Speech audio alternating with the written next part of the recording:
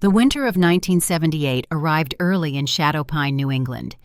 Snow blanketed the dense forests surrounding the small town, creating a pristine silence that seemed almost supernatural in its completeness. Morgan Hayes pulled her weathered Ford pickup to a stop at the end of a narrow gravel road. Through the windshield, partially obscured by frost at its edges, stood a two-story wooden cabin. Her inheritance, her new beginning.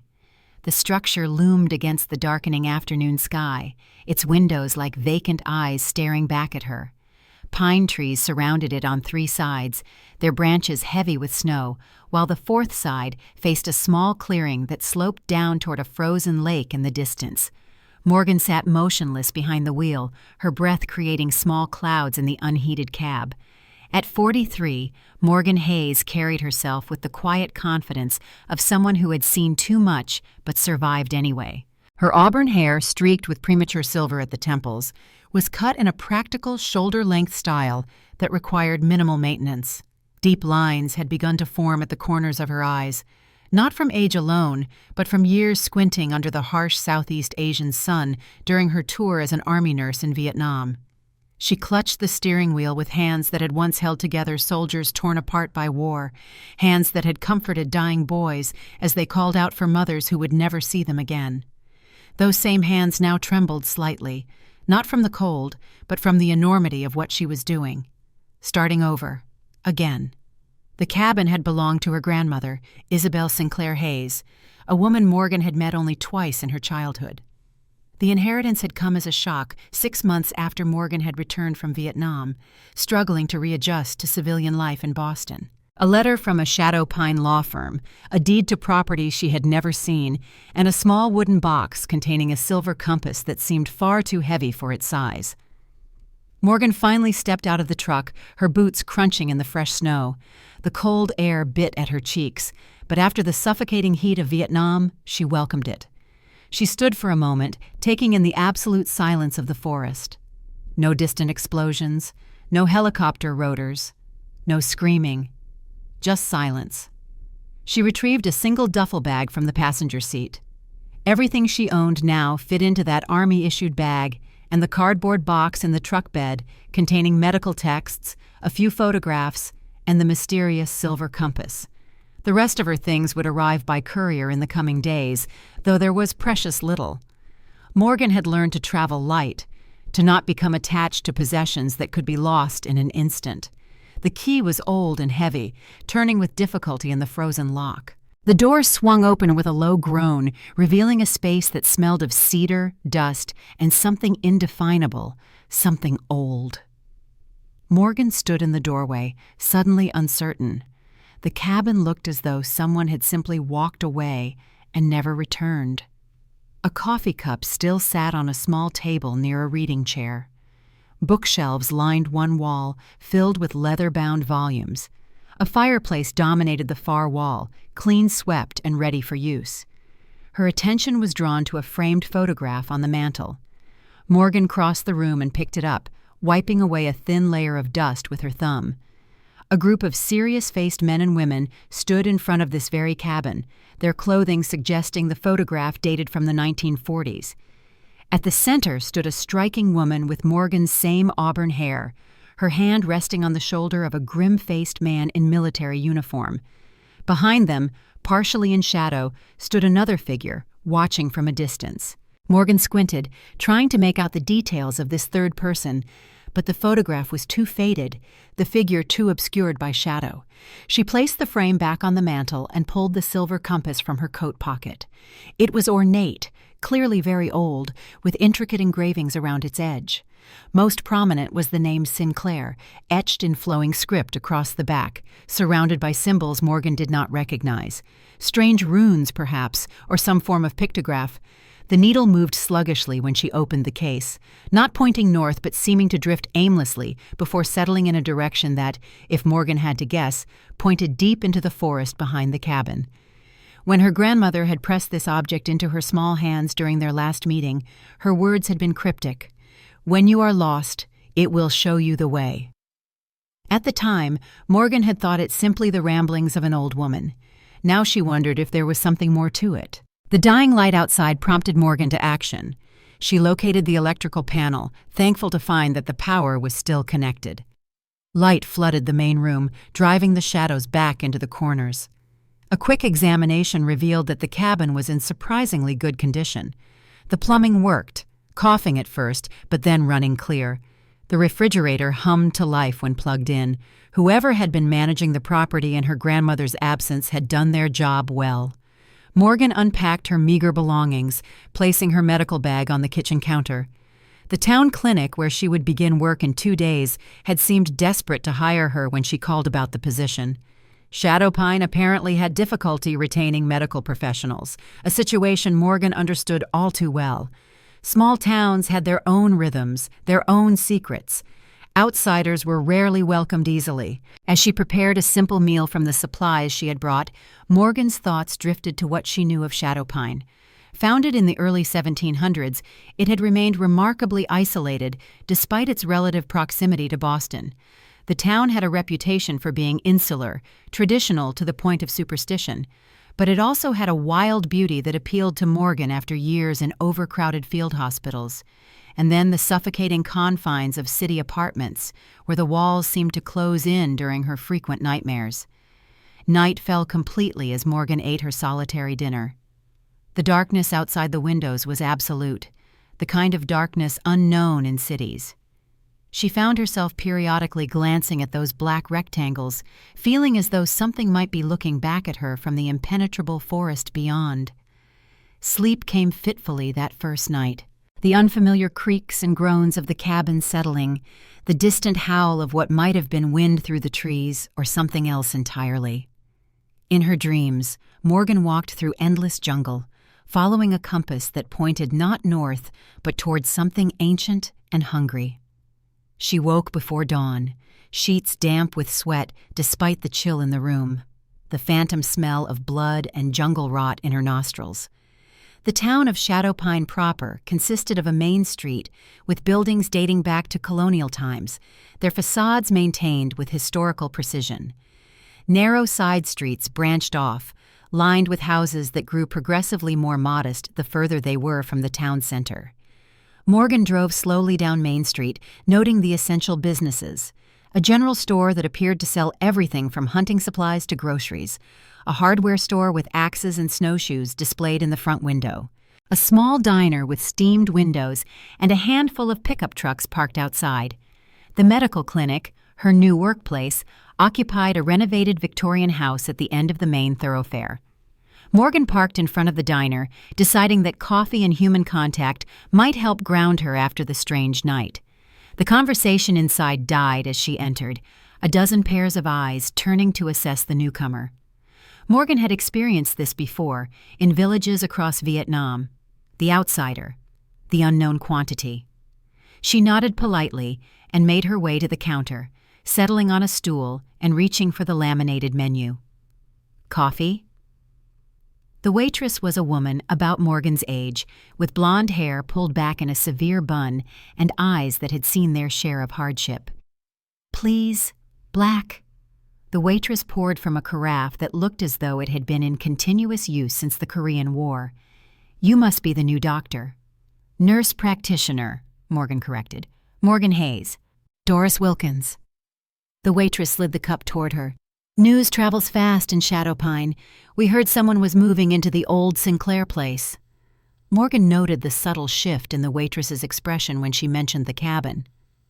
It belonged to my grandmother, Isabel Sinclair Hayes. A man seated at the far end of the counter looked up sharply at the name. He was in his early 60s, with steel gray hair cut military short and a face weathered by years outdoors. His eyes, a penetrating blue, fixed on Morgan with an intensity that made her straighten instinctively. Isabel Sinclair had no children, the man said, his voice carrying easily across the now silent diner. Morgan met his gaze steadily. She had a daughter, my mother, Eleanor. They were estranged. The man studied her for a moment longer, then rose from his stool. He moved with the deliberate precision of someone accustomed to authority, his posture military straight despite his age. A sheriff's badge gleamed on his jacket. Jake Blackwood, he said, extending a hand as he approached. "County Sheriff." Morgan shook his hand, noting the calluses and the firm but not overwhelming grip. "Morgan Hayes." "Vietnam?" he asked, gesturing to the faded unit patch visible on her jacket sleeve. "67th Evac Hospital, Cu Chi. You?" "25th Infantry Division, same AO, different war." His expression softened almost imperceptibly. The shared experience of that place created an instant, if tentative, connection. "Welcome to Shadowpine, Ms. Hayes, though I have to say, most people who know this town try to leave, not move in." "I needed a fresh start," Morgan replied simply. Sheriff Blackwood nodded as if this explained everything. Perhaps in a way, it did. "Mind if I join you?" They shared coffee while Blackwood gave her what he called the unofficial orientation to Shadowpine. The town had been founded by 3 families fleeing religious persecution in Europe: the Blackwoods, the Sinclairs, and the Greys. Over centuries, the Blackwoods had largely controlled law enforcement and local government. The Sinclairs had been healers and teachers. The Greys had gradually disappeared from public life, though rumors persisted that descendants still lived in the deep forests surrounding the town. "Your grandmother was respected," Blackwood said, carefully neutral. "But the Sinclair name carries certain associations in Shadowpine." "What kind of associations?" Morgan asked. Blackwood seemed to consider his words carefully. "Let's just say they had unconventional beliefs, practices that didn't always sit well with the more traditional elements in town." He glanced at his watch. "I should get back to my rounds. The clinic expecting you today?" "Tomorrow. I wanted to get settled first." Blackwood stood, leaving money on the counter for both their coffees despite Morgan's protest. "Word of advice, Ms. Hayes. Shadowpine respects privacy, but it's also a place with deep traditions. Some might say superstitions. The forests around here can be dangerous for those who don't know them. Stay close to town until you get your bearings." As Morgan drove back to the cabin, she mulled over the sheriff's words. There had been something in his tone, a warning that went beyond the obvious caution about unfamiliar wilderness. The road to her cabin wound through increasingly dense forest, the trees pressing close on either side. In daylight, she could appreciate the stark beauty of the winter landscape, the pristine snow, the occasional flash of wildlife, a red fox darting across the road, a pair of cardinals startling from a snow-laden branch. Morgan spent the afternoon exploring the cabin more thoroughly. A narrow staircase led to 2 bedrooms upstairs, one clearly the master with a large 4-poster bed, the other smaller with a window seat overlooking the frozen lake. The basement, accessed through a door off the kitchen, contained the expected furnace and water heater, along with numerous boxes of what appeared to be family documents. Morgan made a mental note to explore these when time permitted. It was while examining the bookshelves in the main room that she made her first significant discovery. Running her fingers along the spines of leather-bound volumes, many with titles in languages she did not recognize, Morgan noticed a slight gap behind one shelf. Curious, she removed several books and found herself staring at a small keyhole set into the wall. The compass in her pocket suddenly felt heavier, drawing her attention. On impulse, Morgan removed it and examined the ornate object more closely. What she had taken for decorative elements along the rim included a small protrusion exactly the size of the keyhole. Heart beating faster, Morgan inserted this portion of the compass into the wall. It fit perfectly. With a soft click, a section of the bookshelf swung inward, revealing a hidden room beyond. The space was small, perhaps 8 feet square, but what it contained made Morgan's breath catch. The walls were covered with maps, photographs, and diagrams, many yellowing with age. A glass case contained weapons that seemed both ancient and somehow wrong, crafted from silver rather than steel. Crossbows with silver-tipped bolts, daggers with intricate runic patterns etched into their blades, a rifle that looked to be from the Civil War era but modified with strange attachments. Most disturbing were the detailed anatomical drawings pinned to one wall. They depicted what appeared to be wolves, but of impossible size, with musculature and skeletal structures that seemed partly human. Beside these were photographs, grainy black and white images of creatures caught in mid-transformation, their bodies distorted, neither fully human nor fully animal. Morgan stepped back, her medical training warring with what her eyes were telling her. Such things were not possible. And yet, the documentation here was extensive, scientific in its approach, if not its subject matter. Journals filled an entire shelf, their spines labeled with dates stretching back to the early 1800s. She pulled one at random, opening to find pages filled with precise handwriting, detailing observations of what the author called the shifter phenomenon. The sudden sound of a vehicle approaching outside broke Morgan's concentration. She quickly exited the secret room, ensuring the bookshelf closed completely behind her. Through the front window, she saw a truck she did not recognize pulling up beside her own. The man who emerged was not Sheriff Blackwood, as she had half expected, but someone she had not seen before. He was tall, perhaps 6'3", with broad shoulders and the lean, powerful build of someone who lived by physical labor. His hair was dark brown, almost black, worn longer than was fashionable, reaching his shoulders. A short beard covered the lower half of his face, which featured high cheekbones and a straight nose that might have been broken and reset at some point. But it was his eyes that caught and held Morgan's attention. Even from a distance, their unusual amber color was apparent, giving him a predatory aspect that was at once alarming and compelling. Morgan watched as he unloaded several cords of firewood from the truck bed, stacking them neatly beside the cabin. Only when he had finished did he approach the front door. Morgan opened it before he could knock. "Ms. Hayes," he said, his voice a deep baritone with an accent Morgan could not quite place. "Alexander Thorne, most call me Alex. Ernest Blackwood asked me to deliver your firewood. Winter comes hard in Shadowpine." "Ernest Blackwood?" Morgan asked. "The sheriff's father. He manages several properties in the area, including this one until recently." Alex's amber eyes studied her with unsettling intensity. "The Sinclair cabin has been empty a long time. People talk." "About what?" A ghost of a smile touched his lips. "About why a woman with no connection to Shadowpine would suddenly claim an inheritance no one knew existed. About why the Sinclair name has resurfaced after so many believed the line extinct." Morgan crossed her arms. "I'm not sure my family history is anyone's business. In most places you'd be right." Alex glanced past her into the cabin, his gaze lingering on the bookshelf that concealed the hidden room. "Shadowpine isn't most places." "So I'm beginning to understand." Alex returned his attention to her. "You've seen it already, haven't you? The hidden legacy of Isabel Sinclair." Morgan kept her expression neutral. "I don't know what you're talking about." "Yes, you do." His voice dropped lower. "The compass led you to it." "As it was designed to do." Morgan's hand moved unconsciously to her pocket where the silver compass rested. "How do you know about that?" "I know many things about the Sinclairs, and the Blackwoods, and what lies between them." He took a step back. "You should be careful, Ms. Hayes. Not everyone in Shadowpine will be pleased by your return." "I never lived here before. I'm not returning anywhere." "Aren't you?" His amber eyes seemed to glow in the fading afternoon light. "The blood remembers, even when the mind forgets." He turned to go, then paused. "The moon will be full in 2 weeks.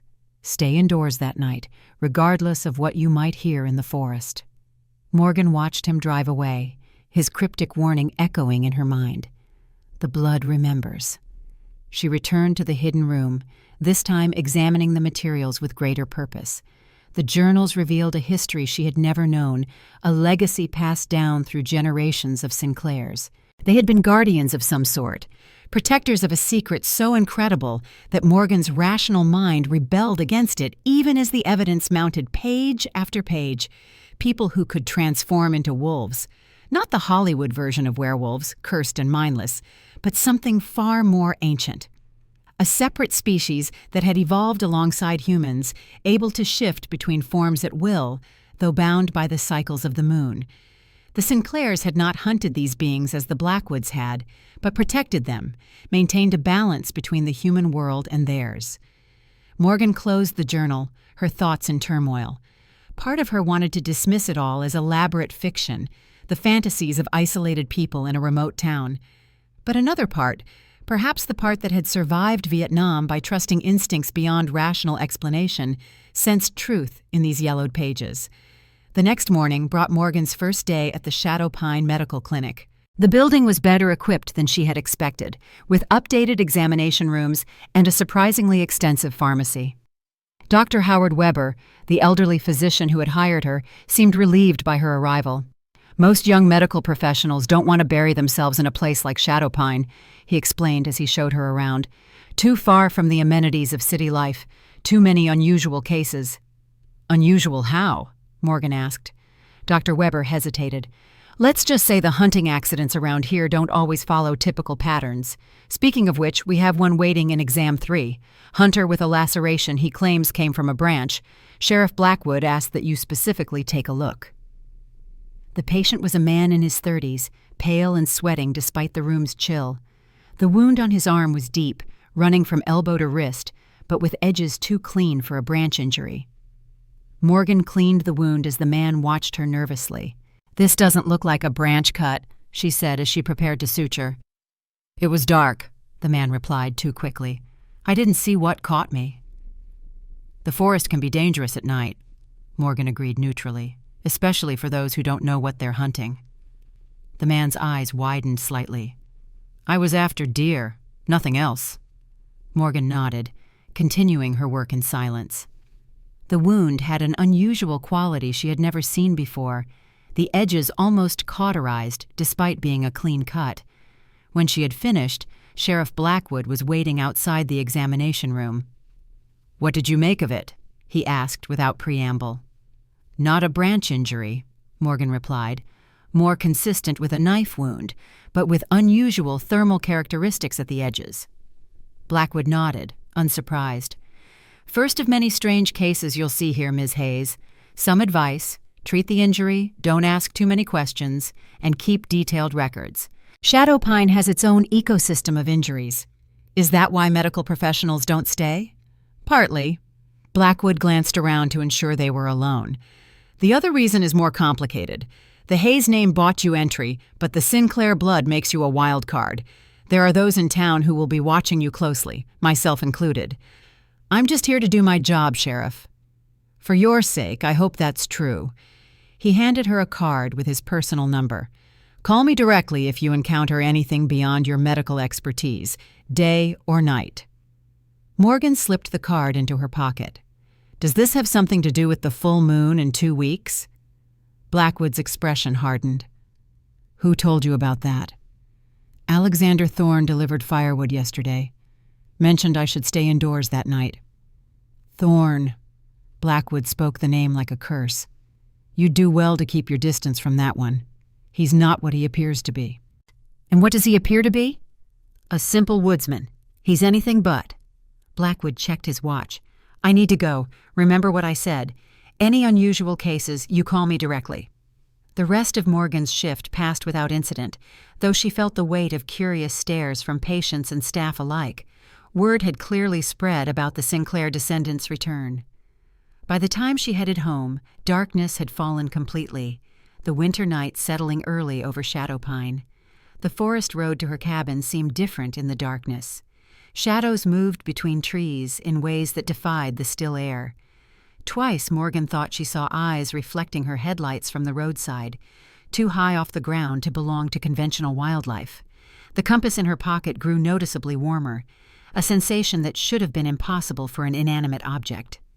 Morgan was within sight of her cabin when a massive shape darted across the road directly in front of her truck. She slammed on the brakes, the vehicle sliding slightly on the packed snow before coming to a stop. In her headlights stood the largest wolf Morgan had ever seen, its coat pitch black against the white snow. It stood perfectly still, regarding her with eyes that glowed amber in the artificial light. The same amber as Alexander Thorne's eyes. For a long moment they stared at each other through the windshield, woman and wolf locked in a silent assessment. The animal showed no fear, no aggression, only an eerie intelligence that sent chills down Morgan's spine. Then, with deliberate slowness, it turned and loped into the forest, occasionally looking back as if ensuring she was watching. Morgan remained in the idling truck, her knuckles white on the steering wheel. The compass in her pocket now pulsed with warmth, its rhythm reminiscent of a heartbeat.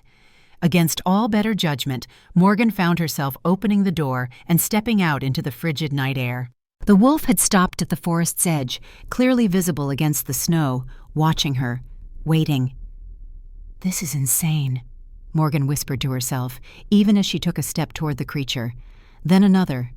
The wolf remained motionless until she was halfway across the clearing, then turned and moved deeper into the trees, stopping again to look back at her. "It wants me to follow." The realization should have terrified her. Instead, Morgan felt an inexplicable sense of rightness, as though she were following a script written long before her birth. She returned to the truck only long enough to retrieve a flashlight from the glove compartment, then set off after the wolf, the compass growing warmer with each step toward the forest. The wolf led her along a path invisible beneath the snow, but somehow familiar to Morgan's feet, as though she had walked it many times before. They traveled for perhaps 15 minutes, moving deeper into the forest than Morgan had ever ventured. Eventually, they emerged into a small clearing dominated by a massive oak tree, its bare branches reaching toward the star-filled sky like supplicating arms. The wolf sat beside the tree, watching as Morgan approached cautiously. Up close, the animal was even more impressive. It stood nearly as tall as her waist, its powerful body covered in glossy black fur. But it was those eyes that held her transfixed. Amber, yes, but with flecks of gold that seemed to shift and swirl like liquid metal, eyes that contained too much awareness, too much humanity. "Alexander?" Morgan whispered, feeling both foolish and frightened. The wolf's ears pricked forward at the name, and something like amusement flickered in those impossible eyes. It rose and circled the oak tree once, then stopped before a hollow in the massive trunk. Inside, partially concealed by shadows, Morgan saw a package wrapped in oilcloth. With trembling hands, she reached for it. The wolf made no move to stop her, simply watching with that unnerving intelligence. The package was surprisingly heavy. Morgan unwrapped it to find a leather-bound book, its cover unmarked except for a symbol identical to one of the strange runes on her compass. Before she could examine it further, a sound broke the clearing silence. A gunshot, distant but clear in the still winter air. The wolf's head snapped up, ears swiveling toward the sound. A low growl emanated from its throat, not directed at Morgan, but at whatever unseen threat lurked in the forest beyond. Another shot, closer this time. The wolf nudged Morgan hard, nearly knocking her off balance, clearly urging her back toward the path they had followed. When she hesitated, clutching the book to her chest, it growled again, this time showing teeth. The message was unmistakable. "Go. Now." Morgan ran, following the path back toward her cabin. Behind her, she heard the wolf moving in a different direction, toward the source of the gunshots. The compass burned against her thigh through her pocket, no longer warm but hot enough to be uncomfortable. She burst from the tree line into the clearing around her cabin, breathing hard. The book clutched to her chest like a shield. Lights shone from the cabin windows, though Morgan was certain she had left them off. A vehicle was parked beside her truck, an older model Range Rover that seemed vaguely familiar. Morgan approached cautiously, the night's events having stripped away any complacency she might have felt about her new home. The cabin door opened before she reached it. Ernest Blackwood stood in the doorway, his tall frame silhouetted against the interior light. At 84, he remained an imposing figure, white hair cut in the same military style as his son's, posture parade ground straight, eyes the same penetrating blue as Jake's, but harder, colder, lacking the empathy that occasionally softened his son's gaze. "Ms. Hayes," he said, his voice surprisingly strong for his age, "I let myself in. Hope you don't mind. Not safe for a woman to be alone out here, especially after dark." Morgan said nothing, keenly aware of the book she held and what Ernest might make of it. She had seen enough in the hidden room to know that the Blackwoods and Sinclairs stood on opposite sides of an ancient conflict. Ernest's gaze dropped to the book, his expression hardening almost imperceptibly. "I see you've been exploring the forest," he said, "and found something that should have remained lost." "It was left for me to find," Morgan replied. surprised by the steadiness in her voice. "By the wolf?" Ernest stepped aside, gesturing for her to enter. "You should come in. The night grows colder, and there are predators abroad." Morgan hesitated only briefly before stepping past him into the cabin. Whatever game was being played, she was clearly a piece on the board now, moved by forces she was only beginning to understand. Better to learn the rules than remain in ignorance. Ernest closed the door behind her, moving with a spryness that belied his years. "I see Isabel kept certain traditions alive, even in her exile," he said, gesturing to the compass visible in Morgan's pocket. "The Sinclair compass. It led you to the book, I presume?" "In a manner of speaking." "And the wolf? Did it speak to you as well?" There was something dangerous in his tone, a trap being laid. "Wolves don't speak," Morgan said carefully. Ernest smiled, though the expression never reached his eyes. "Of course they don't, not in the conventional sense." He moved to the fireplace, warming his hands, though the room was already comfortably heated. "You should know, Ms. Hayes, that Shadowpine exists in a delicate balance. The Blackwoods have maintained that balance for generations, sometimes against considerable opposition from the Sinclairs and their allies." "The Greys," Morgan said, the knowledge surfacing from somewhere deep in her consciousness, though she could not recall reading it in any of the journals. Ernest turned sharply, surprise briefly visible on his weathered face. "Yes, the Greys, though few use that name openly anymore." He studied her with renewed interest. "The blood remembers, even when the mind forgets. Who told you that phrase?" Morgan thought of Alexander Thorne's exact words earlier that day. "No one. It just came to me." "I see." Ernest moved to the window, looking out into the darkness as though expecting to see something watching from the tree line. The Sinclairs always had an affinity for them, a connection that the Blackwoods considered dangerous, even perverse.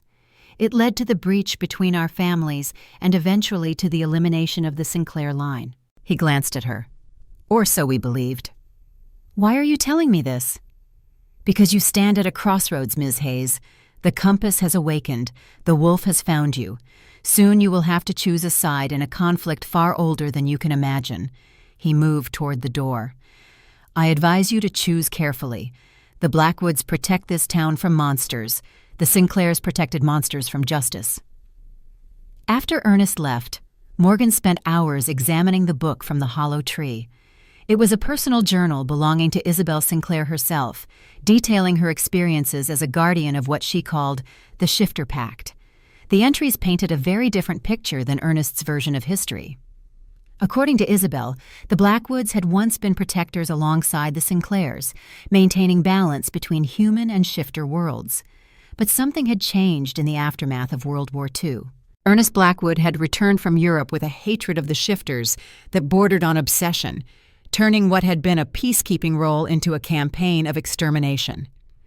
The journal ended abruptly in 1953. The final entry a hastily scrawled warning.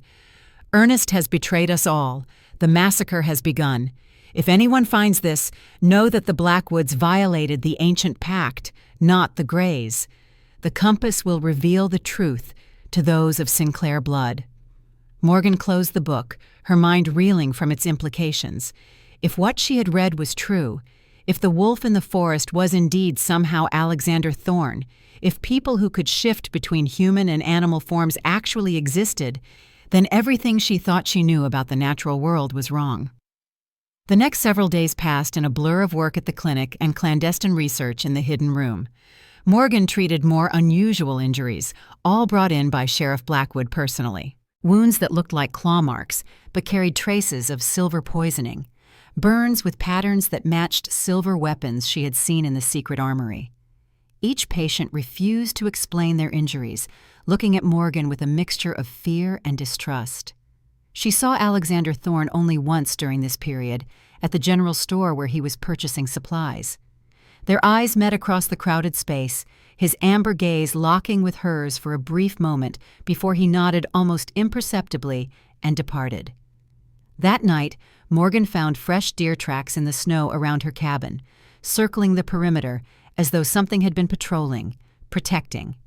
A week after her arrival in Shadowpine, a severe winter storm descended on the region.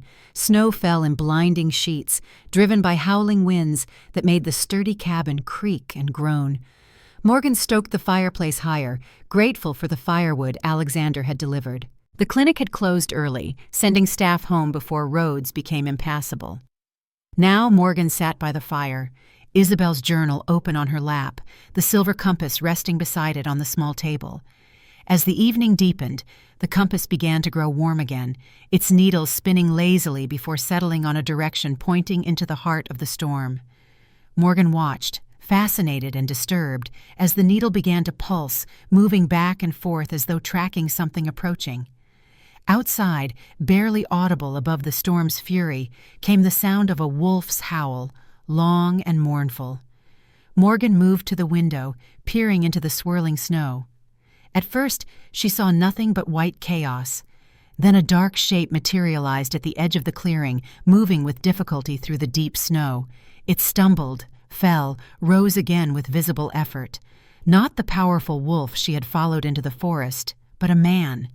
Even from a distance, Morgan recognized Alexander Thorne. He collapsed again halfway across the clearing and did not rise. Without stopping to grab a coat, Morgan rushed outside into the storm. The cold hit her like a physical blow, the wind driving snow and ice against her exposed skin. She struggled toward the fallen figure, the compass in her pocket now burning hot against her thigh. Alexander lay face down in the snow, which was stained crimson beneath him. Morgan rolled him over, gasping at what she saw. A wound gaped in his chest, the edges burned and blackened in a pattern consistent with the silver weapons she had been studying. His eyes fluttered open at her touch, the amber irises dull with pain and something else, something primal fighting to surface. "Silver bullet," he gasped, his voice barely audible above the storm. "Need to remove it." "I need to get you inside first," Morgan replied, her nurse's training taking over. "Can you walk if I help you?" Alexander nodded weakly. With tremendous effort, Morgan managed to get him on his feet and half carried, half dragged him toward the cabin. By the time they reached the door, his skin burned with fever despite the sub-zero temperatures, and his breathing had become shallow and rapid. Inside, Morgan laid him on the sofa near the fire. She cut away his shirt to reveal the full extent of the injury. The bullet had entered just below his right collarbone, missing his heart by inches. Around the entry wound, his veins had turned black, the discoloration spreading outward like ink in water. "Silver poisoning," Morgan murmured, recognizing the pattern from her studies of Isabel's journals. "I need to get the bullet out now." She retrieved her medical bag, thanking whatever foresight had led her to bring it home that evening. Alexander watched through half-lidded eyes as she prepared, his body alternating between violent shivers and moments of unnatural stillness. "Who shot you?" Morgan asked as she sterilized her instruments. "Ernest," Alexander replied, his voice strained. "He and his hunters were tracking one of the younger shifters. I intervened." "Why would you risk that?" A ghost of a smile touched his pain-racked features. "Because it is what the Greys have always done. Protect our own." Morgan's hands stilled. "You're a Grey?" "Alexander Grey, last alpha of the bloodline." His eyes locked with hers, suddenly intense despite his weakened state. "As you are the last of the Sinclairs." Before Morgan could respond, a spasm shook Alexander's body. His back arched, and before her eyes, his features began to change. Bones shifted beneath skin, teeth elongated into fangs. The amber of his irises expanded, consuming the whites of his eyes. Fur sprouted along his arms, then receded as he fought for control. "The moon," he gasped. "Full tomorrow. Harder to maintain human form when wounded." Morgan should have been terrified, should have run, should have called Sheriff Blackwood as instructed. Instead, she felt an inexplicable calm, as though she had been preparing for this moment her entire life without knowing it. "I'm going to remove the bullet now," she said steadily. "Try to stay still and hold your human form if you can." Alexander nodded, gripping the edges of the sofa with hands that flickered between human fingers and clawed appendages. Morgan worked quickly, using techniques she had perfected in field hospitals under artillery fire. The bullet was lodged against his scapula, the silver already eating into the bone. When she finally extracted it, the small piece of metal sizzled as it touched the steel instrument, releasing a noxious odor. Alexander's relief was immediate and visible. The black lines around the wound began to recede, and his shifting between forms slowed, then stopped, leaving him fully human, though still gravely injured. Morgan cleaned and dressed the wound, then covered him with blankets as his body temperature began to normalize. "Why did you help me?" he asked as she finished. "You know what I am now." Morgan considered the question, surprised by her own lack of fear or revulsion. "I'm a nurse. Healing is what I do." "It's more than that," Alexander said, his amber eyes studying her face. "The compass led you to me. The Sinclair blood recognized its purpose." "And what purpose is that?" "To maintain balance, to protect those who exist between worlds." He reached for her hand, his touch surprisingly gentle for someone with his strength. "The Sinclairs and the Greys have been allies since before this land had a name. Your grandmother was the last guardian before you. She protected my father and our pack until Ernest's betrayal." Morgan thought of the hidden room, the journals, the weapons. The massacre in 1953. Alexander nodded grimly. Ernest returned from Europe changed. He had encountered shifters there, but not like us. Feral ones, corrupted by a Nazi program that tried to weaponize our kind. He could not understand that we were different. To him, all shifters became monsters to be eliminated. But why would my grandmother leave? Why abandon the pact? She didn't abandon it. She preserved it. Alexander's eyes drifted to the compass on the table. "The Sinclair compass contains secrets Ernest would kill to possess. Isabel took it and fled, drawing his attention away from the surviving Greys. She sacrificed her place here to save what remained of our pack." A sound from outside interrupted them. Vehicle engines, multiple sets, approaching through the storm. Alexander tensed, attempting to rise before Morgan pushed him gently back down. "Ernest," he said, his voice tight with urgency. "He must have tracked me here. You need to hide me." Morgan moved to the window, peering out into the swirling snow. Headlights cut through the darkness, at least 3 vehicles approaching along the road to the cabin.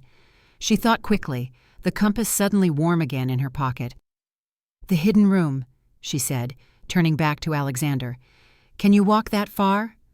With her help, Alexander made it to the bookshelf. Morgan activated the hidden mechanism, and the panel swung open. She settled him on a small cot in the corner of the secret room, clearly placed there for exactly this purpose generations ago. As she turned to leave, Alexander caught her wrist. "Whatever happens, do not trust Ernest Blackwood," he warned, his amber eyes intense despite his weakness. "The storm, the approaching full moon, your arrival with the compass all point to a convergence he has feared for decades. He will do anything to prevent the restoration of the ancient balance." Morgan nodded, closing the hidden door just as the vehicles outside came to a stop. She moved swiftly, hiding her bloody instruments and Alexander's ruined shirt in the fireplace, where they quickly caught fire. The silver bullet she slipped into her pocket alongside the compass, which now pulsed with a steady, warm rhythm against her thigh. A heavy knock sounded at the door. Morgan took a deep breath, steadying herself for whatever came next. She was a Sinclair by blood, if not by name, the guardian of a pact she was only beginning to understand. And outside waited a man who had spent decades attempting to destroy that legacy. As she moved to answer the door, Morgan felt something shift within her, like a key turning in a lock long rusted shut. The compass grew momentarily hot, then cool, as though acknowledging this internal change. Whatever came next, she would face it not as Morgan Hayes, combat nurse seeking a quiet life, but as the last of the Sinclair line, inheritor of responsibilities she had never known existed but now recognized bone deep. The blood remembers even when the mind forgets. Ernest Blackwood stood in Morgan's doorway, snow collecting on his broad shoulders. Behind him, 5 men waited, their faces partially obscured by heavy winter gear, but their postures speaking of military precision. Each carried a rifle slung across their back, and Morgan had no doubt the ammunition was silver, not lead. "Ms. Hayes," Ernest said, his voice carrying the authority of someone accustomed to instant obedience. "May we come in? The storm is becoming quite treacherous." Morgan stepped aside, feeling the weight of the silver bullet in her pocket. The compass pulsed against her thigh as if warning her, its rhythm matching her accelerated heartbeat. "Quite a night to be out," she said, keeping her voice neutral as the men filed in, stamping snow from their boots. "What brings the Shadowpine hunting party to my doorstep?" Ernest removed his gloves, rubbing his hands together near the fireplace. His eyes, sharper than a man of 84 had any right to possess, scanned the cabin with methodical precision. "We were tracking a predator," he said. "Dangerous creature. Wounded it, but lost the trail in the storm." His gaze fixed on Morgan. "Thought it might have headed this direction." Morgan held his stare, grateful for years of maintaining composure, while generals demanded impossible outcomes in field hospitals. "I haven't seen any predators tonight, just the storm." Ernest nodded, though disbelief shadowed his features. His attention shifted to the fire, where a fragment of blood-stained cloth had failed to burn completely. "Interesting kindling you're using." Before Morgan could respond, he crossed to the fireplace and fished out the remnant with a poker. He examined it, nostrils flaring slightly at the scent of blood. "It appears our wounded animal may have passed through here after all," Ernest said, his voice deceptively casual. "Sheriff Blackwood mentioned you were a combat nurse. Vietnam, was it? I imagine treating a gunshot wound would be routine for someone with your background." The other hunters had spread throughout the main room, examining every corner with predatory attention.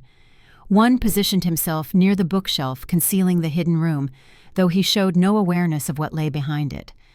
Another checked the kitchen, opening cabinets with practiced efficiency. "I treat human patients, Mr. Blackwood," Morgan replied.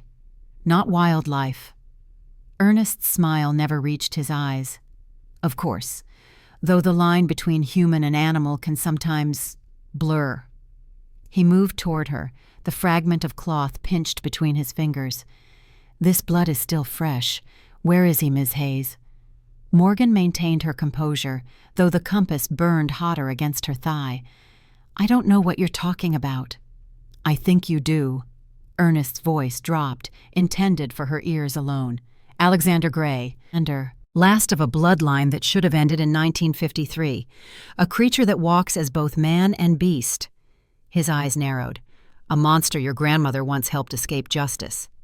"The only monster I've encountered in Shadowpine arrived at my door with 5 armed men," Morgan replied quietly. Something dangerous flickered in Ernest's eyes. "The Sinclair Defiance. I recognize it well." He turned to his men. "Search the cabin, thoroughly." The hunters moved with practiced precision, checking closets, looking under furniture, ascending to the second floor. Morgan watched, heart pounding, as the man near the bookshelf ran his hand along the shelf edge, inches from the hidden mechanism. "This is private property," she protested. "You have no right." "In Shadowpine, I have every right," Ernest replied, "especially when it involves protecting the town from threats most people couldn't begin to comprehend." The hunters completed their search, returning to report nothing found. The man who had examined the bookshelf shook his head, and Morgan felt a momentary relief that the secret room remained undiscovered. Ernest seemed unsurprised, almost satisfied by the result. "The storm worsens. We'll need to continue our hunt tomorrow." He fixed Morgan with a penetrating stare. "When we leave, I strongly advise you to consider your position in Shadowpine. The Sinclair name carries obligations, yes, but also consequences for those who choose unwisely." The hunters filed out, returning to their vehicles. Ernest lingered at the threshold, snow swirling around him. "Your grandmother made her choice, Ms. Hayes. She died alone, far from her birthright, haunted by what she had protected." His voice carried no emotion, merely stating what he believed to be fact. Consider whether you wish to share that fate." The vehicles departed, their headlights swallowed by the blizzard. Morgan waited, counting to 100 before approaching the hidden room.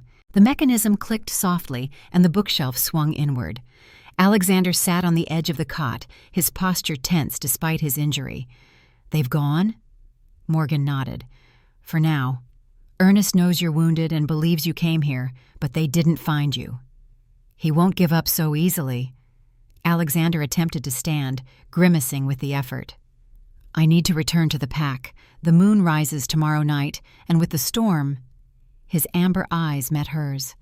"It's not safe for you to be associated with me." "You can barely walk," Morgan countered, medical training overriding other concerns. "That wound needs time to heal, even with your enhanced abilities." "Enhanced abilities," Alexander repeated with a ghost of a smile. "A clinical way to describe what I am. I've spent my career treating humans whose bodies have been broken in every conceivable way," Morgan said. "Your physiological differences are fascinating, not frightening."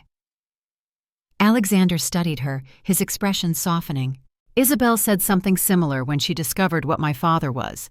Most humans react with fear or revulsion.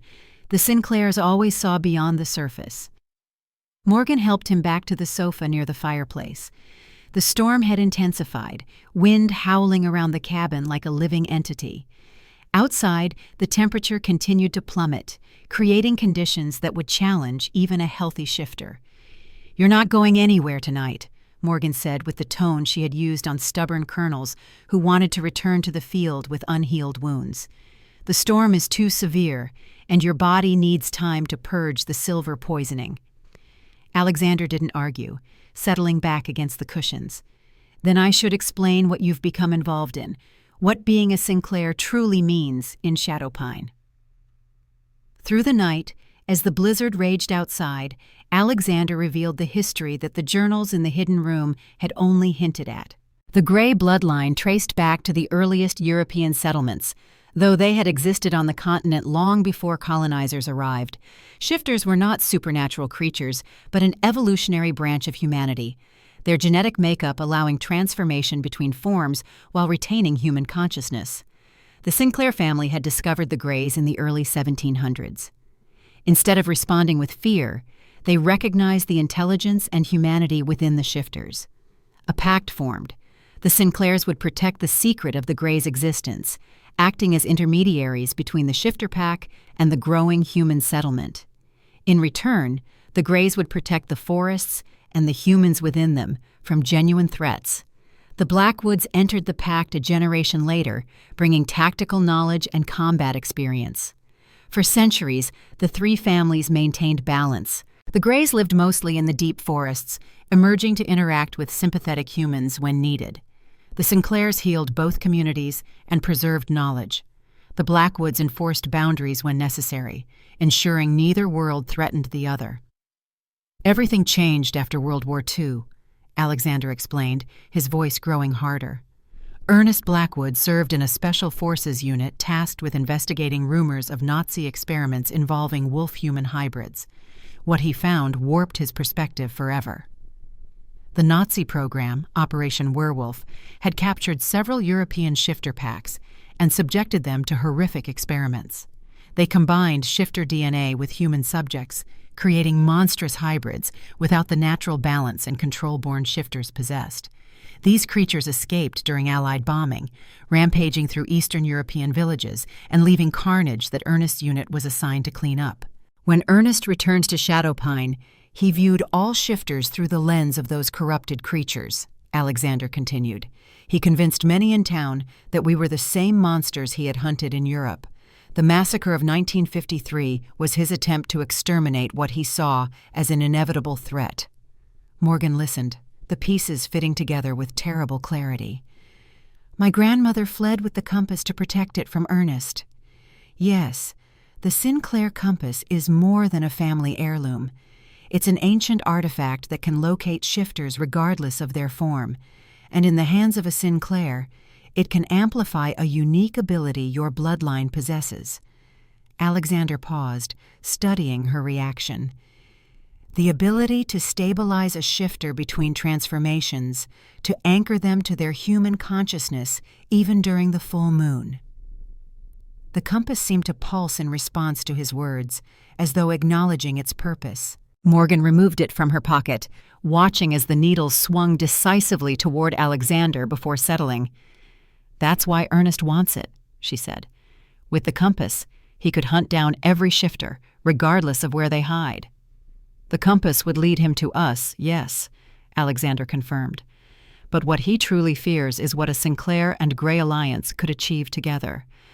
Your grandmother and my father were close to discovering something that terrified Ernest, a way to bring our worlds together without fear or secrecy." Morgan considered this, turning the compass in her palm. "What happened to my grandmother after she fled?"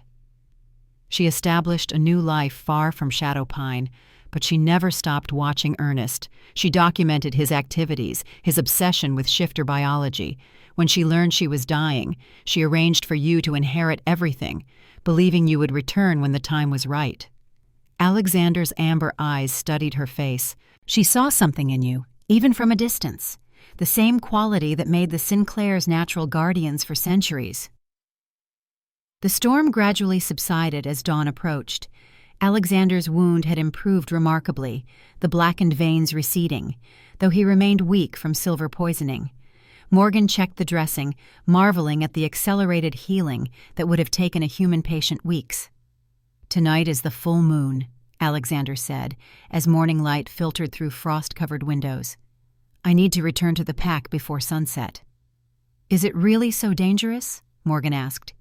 "You've maintained your human form until now." "The storm, the wound, the proximity to the full moon, all strain my control." His expression grew somber.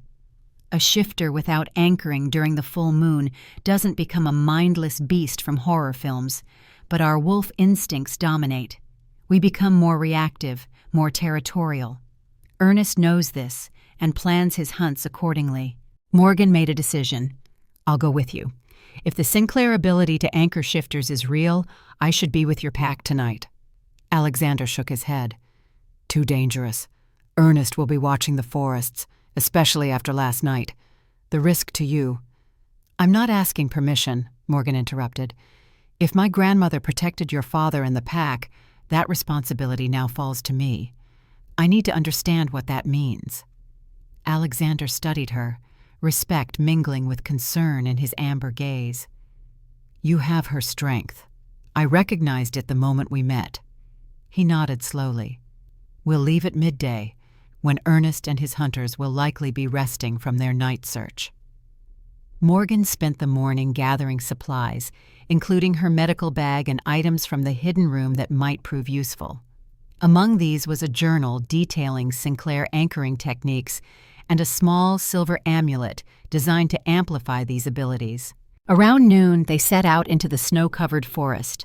Alexander, though not fully recovered, moved with surprising grace, leading Morgan along paths invisible to her eyes but clearly familiar to him. The compass guided them as well, its needle pointing unerringly deeper into the wilderness. "The pack's sanctuary lies in a network of caves beneath the oldest part of the forest," Alexander explained as they trudged through knee-deep snow. "The entrance is concealed and protected by both natural and human means." Morgan followed closely, alert for signs of Ernest's hunters. "How many are in your pack now?" 12, Alexander replied, his breath forming clouds in the frigid air. "Before the massacre, we numbered over 30. Now we're the last significant pack in the eastern states. Others exist, but they're scattered, disorganized, always fleeing." They walked for hours, the winter forest eerily beautiful in its stillness. Occasionally, Alexander would freeze, head tilting as he caught sounds or scents beyond human perception. Each time, after ensuring they weren't being followed, he would continue with slightly altered direction. As afternoon waned, they reached a steep ravine hidden within a grove of ancient hemlocks. Alexander led Morgan down a nearly invisible path to its base, where a stream had frozen into fantastic ice formations. Behind one such formation, barely visible unless one knew exactly where to look, was the entrance to a cave. "We're here," Alexander said, ducking to enter the narrow opening. Inside, the temperature rose noticeably. The passage widened after several yards, opening into a large cavern illuminated by strategic light sources that appeared to be solar-powered LEDs. The space combined natural beauty with practical adaptations for human comfort. Wooden platforms created living areas above the potentially damp cave floor, while ventilation shafts allowed smoke from a central fire pit to escape. Several people turned as they entered, expressions shifting from wariness to surprise when they saw Morgan. An elderly man rose from beside the fire, his movements deliberate but not frail. Though his hair was silver white, his eyes were the same distinctive amber as Alexander's. His lined face spoke of hardship endured with dignity. "Alexander," he said, his deep voice carrying authority, "you've brought a visitor to our sanctuary, a significant decision, especially tonight." "Nathaniel," Alexander acknowledged with subtle deference, "this is Morgan Hayes, granddaughter of Isabel Sinclair." The name sent a ripple of reaction through the gathered shifters. Nathaniel's amber eyes widened, then narrowed as he studied Morgan with new intensity. "A Sinclair," he said, the words heavy with meaning, "after so many years." "She saved my life," Alexander continued. "Ernest shot me with silver. She removed the bullet and hid me from his hunters." Nathaniel approached Morgan, his gaze penetrating yet not hostile. "The Sinclair blood flows strong in you. I see Isabel in your eyes, your bearing." He glanced at the compass visible in her coat pocket. "And you carry the Wayfinder." "The Wayfinder?" Its true name, not merely a compass but a bridge between worlds. Nathaniel gestured toward the fire. "Come, we have much to discuss before moonrise." Around the fire, Morgan met the remaining members of the Gray Pack. Nathaniel, Alexander's father and pack elder. Charlotte, a fierce woman in her 50s, who served as the pack's historian. Several younger shifters, including Charlie, a 17-year-old with a quick smile that failed to hide his nervousness about the coming full moon. Most striking was Eliza, a woman barely in her 20s, heavy with child. "The first pack birth in 15 years, Charlotte explained quietly to Morgan. "A cause for celebration, but also concern. Ernest would stop at nothing to prevent a new generation of shifters." As the day's light faded from the ventilation shafts above, tension grew within the sanctuary. Shifters moved restlessly, amber eyes occasionally gleaming brighter, before returning to normal. Morgan observed these pre-transformation signs with clinical interest, noting how each individual seemed to have different control techniques. Nathaniel sat beside Morgan, his weathered hands cradling a mug of herbal tea. "Isabel taught me patience during full moons," he said. "We would sit just like this, and her presence would calm the wolf within." "You and my grandmother were close," Morgan noted, seeing the softness that entered his eyes at Isabel's mention. "We grew up together before the divisions hardened," Nathaniel replied. "The three families, Sinclair, Gray, and Blackwood, were inseparable once. Ernest, Isabel, and I played in these very forests as children." A shadow crossed his face.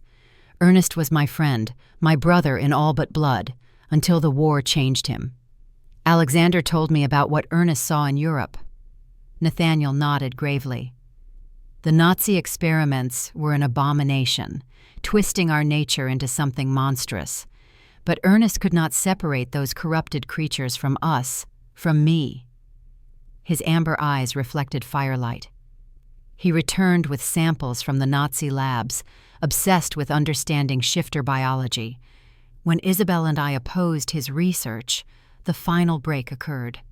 Morgan removed the compass from her pocket, watching as its needle pointed steadily at Nathaniel. "Alexander mentioned that my grandmother and you were close to discovering something that frightened Ernest. We found records suggesting shifters and humans were not always separate species," Nathaniel said quietly. "That the division is more recent than previously believed, and potentially reversible. The Sinclair ability to anchor shifters during transformation points to a biological compatibility that Ernest found, threatening to his worldview." The implications stunned Morgan. "You're saying humans and shifters could be the same species?" Not exactly, but perhaps branches of the same evolutionary tree that could someday reunite. Nathaniel's expression grew grave. Ernest feared this possibility more than anything. A world where the line between human and shifter blurred would destroy the justification for his crusade. Their conversation halted as Alexander approached, his movements increasingly fluid, almost predatory. The full moon, though not yet risen, was already exerting its influence. "It begins," he said, voice deeper than normal. "The younger ones need to move to the lower chambers where transformation is safer." Morgan observed the pack's full moon preparations with professional interest. The cave system included deeper chambers with reinforced doors for those who struggled with control. Others, like Nathaniel and Alexander, would remain in the main cavern, maintaining their human consciousness through practiced discipline and anchoring techniques. "How can I help?" Morgan asked. "If I have this Sinclair ability to anchor shifters—" "Stay close to me," Alexander instructed. "The anchoring is not mystical, but biochemical. Pheromones unique to Sinclairs that stabilize shifter physiology during transformation. Your presence alone helps, but physical contact enhances the effect." As darkness fell outside, moonlight filtered through the ventilation shafts. The first silver beams touching the cavern floor triggered visible changes in the shifters.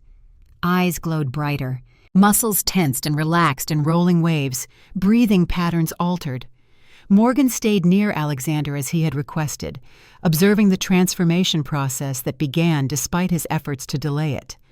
His skin seemed to ripple, bones shifting beneath in subtle reorganization. When he looked at her, his eyes were fully amber with vertical pupils, though he remained otherwise human. "Your grandmother would place her hand here," Nathaniel demonstrated by touching Alexander's shoulder at the junction with his neck. "The contact grounds the shifter, gives them something to focus on beyond the pull of the moon." Morgan mirrored the action, placing her palm against Alexander's shoulder. The effect was immediate and visible. His breathing steadied, and the subtle bone shifting beneath his skin calmed. The compass in her pocket warmed pleasantly, and Morgan felt a strange resonance between herself, the artifact, and Alexander. "It's working," she whispered, amazed at the tangible connection. "The Sinclair gift," Nathaniel confirmed. "Ernest wants to destroy it because he cannot control it. It represents cooperation rather than dominance." The relative calm was shattered by Charlie's sudden entrance from the lower chambers. The teenage shifter was partially transformed, his features elongated, hands already resembling paws. "Hunters," he gasped, the word distorted by his changing vocal cords, "coming through the western tunnel." Alexander moved with preternatural speed to the cave entrance, returning moments later with grim confirmation.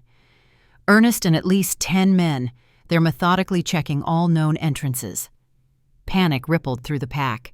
The full moon made escape in human form nearly impossible for most, while wolf form would be exactly what Ernest expected and prepared for.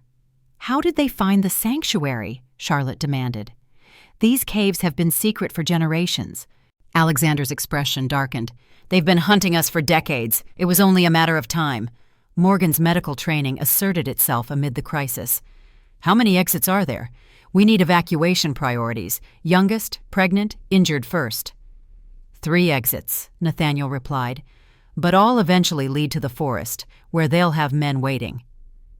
"The old mining tunnel," Charlotte suggested. "It hasn't been used in years."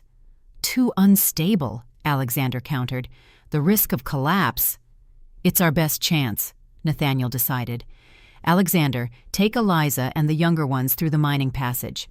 Charlotte, guide those who can maintain human form through the north exit. They'll have the best chance of passing as human hikers caught in the storm. I'll lead a diversion through the main entrance." "That's suicide," Alexander protested. "Ernest will be waiting with silver ammunition." Nathaniel's smile was grim but determined. "I've outrun Blackwood bullets for 70 years. One more night won't make a difference." The sound of approaching voices through the tunnels added urgency to their planning. Morgan made a swift decision, removing the compass from her pocket. "This is what Ernest truly wants," she said. "I'll go with Nathaniel. When Ernest sees the compass, he'll focus on us, giving the others better chances. Alexander shook his head vehemently. Too dangerous. If Ernest captures both the Sinclair and the Wayfinder, it's exactly what my grandmother would have done, Morgan insisted. I've treated wounds under artillery fire. I can handle one obsessed old man and his hunting party. Before further objections could be raised, Charlie returned with worse news. They found the north exit. They're everywhere. Trapped. The realization settled over the group with crushing weight. Transformation accelerated among the shifters as stress and moonlight combined, making rational planning increasingly difficult. Soon, Ernest would have exactly what he wanted: cornered wolves reacting on instinct, providing justification for slaughter. Morgan felt the compass grow warmer in her hand, the needle spinning rapidly before settling in an unexpected direction, straight down. She dropped to her knees, placing the compass on the cave floor. The needle remained fixed, pointing downward with unwavering certainty. There's another way out, she realized. Below us. Nathaniel's eyes widened. The old water system. We sealed it decades ago because it was partially flooded. Where does it lead? Alexander asked. Away from the forest, toward the lake. It was an emergency escape route during Prohibition when these caves housed a distillery. Nathaniel moved to a seemingly solid section of wall, pressing a hidden mechanism that revealed a narrow passage. Isabel and I used to explore it as children. The sound of hunters drawing closer forced their decision. The pack split into groups, with the most vulnerable descending into the hidden water tunnel, while others prepared diversionary tactics. Morgan found herself with Alexander, Nathaniel, and two others who would hold off Ernest's approach long enough for the rest to escape. "Stay behind me," Alexander told Morgan. His transformation now advanced enough that his words came with difficulty. His form flickered between human and wolf, stabilizing only when Morgan touched him. The first hunter appeared at the main entrance, weapon raised. Before he could fire, Nathaniel launched himself forward, not as a wolf, but as a man moving with inhuman speed. He disarmed the hunter with practiced efficiency, the skills of a former soldier evident in every movement. Two more hunters entered, firing wildly. Alexander pushed Morgan behind a stone column as silver bullets ricocheted off the cave walls. The other shifters moved with coordinated precision, using the shadows and their enhanced senses to confuse and separate the hunters. Through the chaos, Ernest Blackwood entered the cavern. Despite his age, he moved with the lethal purpose of a predator. Unlike his men, who fired at any movement, Ernest surveyed the scene with calculating patience. His gaze locked on Morgan behind her inadequate cover, then shifted to the compass in her hand. "Miss Hayes," he called, his voice carrying easily above the commotion. "This isn't your fight. Give me the Wayfinder, and you can walk away from this." Morgan remained silent, watching as Alexander circled toward Ernest from the shadows. Ernest sensed the movement, pivoting smoothly to track Alexander's approach. He raised a weapon unlike the others, not a modern rifle, but something that appeared handcrafted, ancient in design yet deadly in purpose. "The last gray alpha," Ernest said, recognizing Alexander despite his partial transformation. "Your father led me quite a chase in '53. Will you prove as resilient?" Alexander growled, the sound vibrating through the cavern. "This ends tonight, Ernest, one way or another." Ernest's smile held no humor. "Indeed it does." He fired, but Alexander was already moving, faster than Morgan's eyes could track. The shot missed, striking the stone wall behind. Alexander closed the distance, but Ernest demonstrated surprising agility for a man his age, sidestepping the attack and striking with the butt of his weapon. The blow connected, staggering Alexander momentarily. Ernest used the opening to aim again, but Nathaniel intervened, tackling Ernest with enough force to send them both sliding across the cave floor. The ancient weapon clattered from Ernest's grip, skidding toward Morgan. Without hesitation, she grabbed it, feeling an immediate resonance with the compass still clutched in her other hand. The two objects seemed to recognize each other, growing warm in unison. Ernest broke free from Nathaniel, his face contorted with rage when he saw Morgan holding both the compass and his weapon. "You don't understand what you're interfering with," he snarled. "Those creatures are abominations, a threat to humanity that your grandmother was too weak to confront. My grandmother saw the truth that you couldn't accept. Morgan replied, examining the weapon in her hands. It resembled an antique pistol, but was clearly designed for a specific purpose. The silver inlay and runic inscriptions matched patterns on the compass. She protected the balance you tried to destroy. Ernest's expression shifted, a calculating look replacing rage. Isabel never told you the full story, did she? About the gray breeding program? About what Nathaniel's father did to human women in these very caves? He gestured toward Nathaniel. Ask him what happened to those women. Ask him about the hybrid experiments before the Nazis ever conceived of them. Nathaniel's face darkened with fury. Lies. Always lies, Ernest. You twist history to justify your hatred. Morgan kept the weapon trained on Ernest, but doubt crept in. There were pages missing from Isabel's journals, gaps in the narrative she had pieced together. What if there was truth in Ernest's accusations? Tell her, Nathaniel, Ernest pressed. Tell her about the genetic research your pack conducted on unwilling human subjects. Tell her why I returned from Europe determined to end your kind. Alexander moved to Morgan's side, his transformation stabilizing at her proximity. Ernest conducts the very experiments he accuses us of, he said, his voice rough but understandable. He's been using shifter DNA from his victims for decades, trying to create controlled hybrids loyal to him alone. Ernest sneered. Projection, a common tactic of the guilty. The standoff continued, hunters and shifters locked in tense positions throughout the cavern. Morgan felt the weight of centuries of conflict condensed into this moment, generations of misunderstanding and fear culminating in a confrontation that could end in massacre. Enough, she said finally. I've seen enough death in Vietnam to last several lifetimes. I won't witness more without cause. She lowered the weapon slightly, addressing Ernest directly.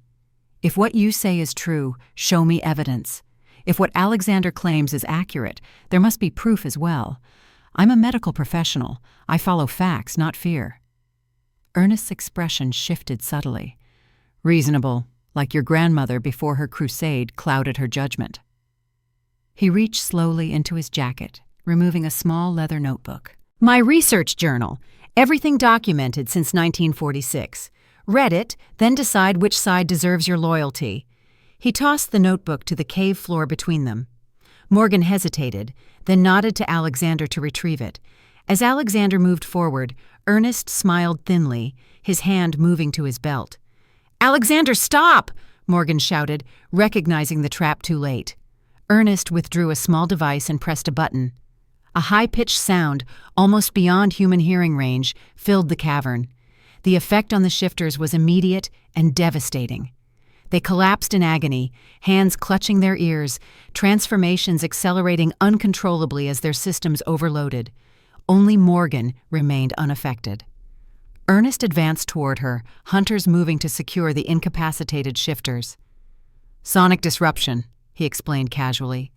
Affects the shifter auditory system and triggers involuntary transformation while causing neurological pain. My latest innovation, though hardly my greatest.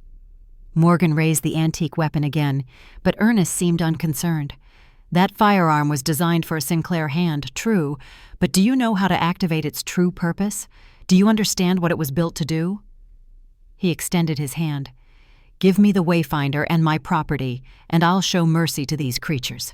Resistance ensures their suffering. Alexander writhed on the stone floor, his transformation cycling rapidly between forms as the sonic attack continued. Nathaniel had managed to maintain partial control, though blood trickled from his ears.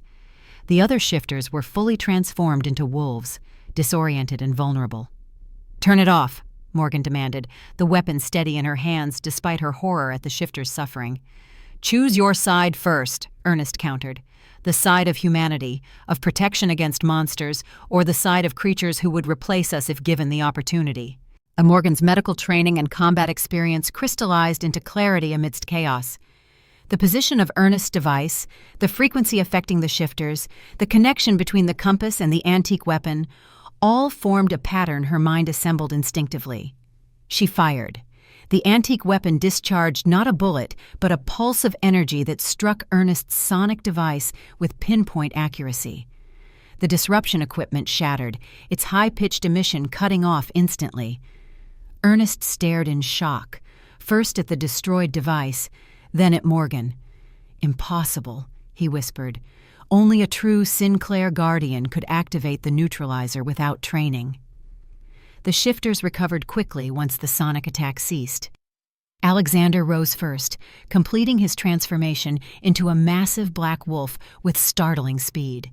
The other shifters followed, surrounding the hunters who suddenly found themselves facing a pack of enormous wolves rather than vulnerable, disoriented prey. Ernest alone showed no fear. He regarded Morgan with something approaching admiration. "You truly are Isabel's granddaughter." She could aim the neutralizer with similar precision. His gaze shifted to the compass still clutched in her left hand. "But do you understand what you're protecting? What that compass truly leads to?" Before Morgan could respond, Alexander in wolf form lunged at Ernest.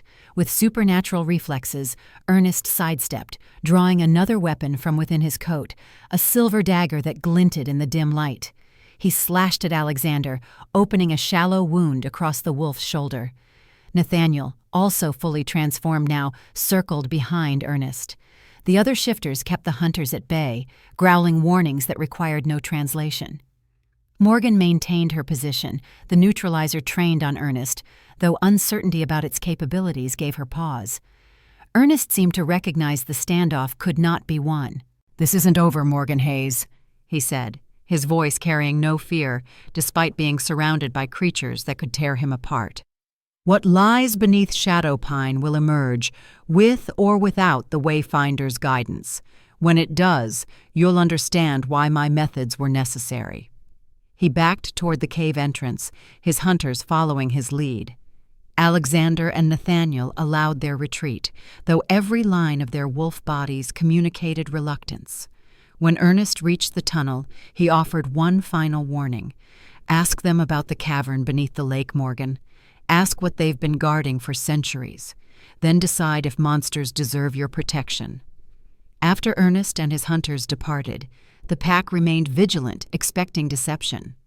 Only when scout shifters confirmed their actual retreat did tension ease within the sanctuary. Gradually, the experienced shifters began returning to human form, though the younger ones remained wolves, unable to reverse their transformation until the full moon waned.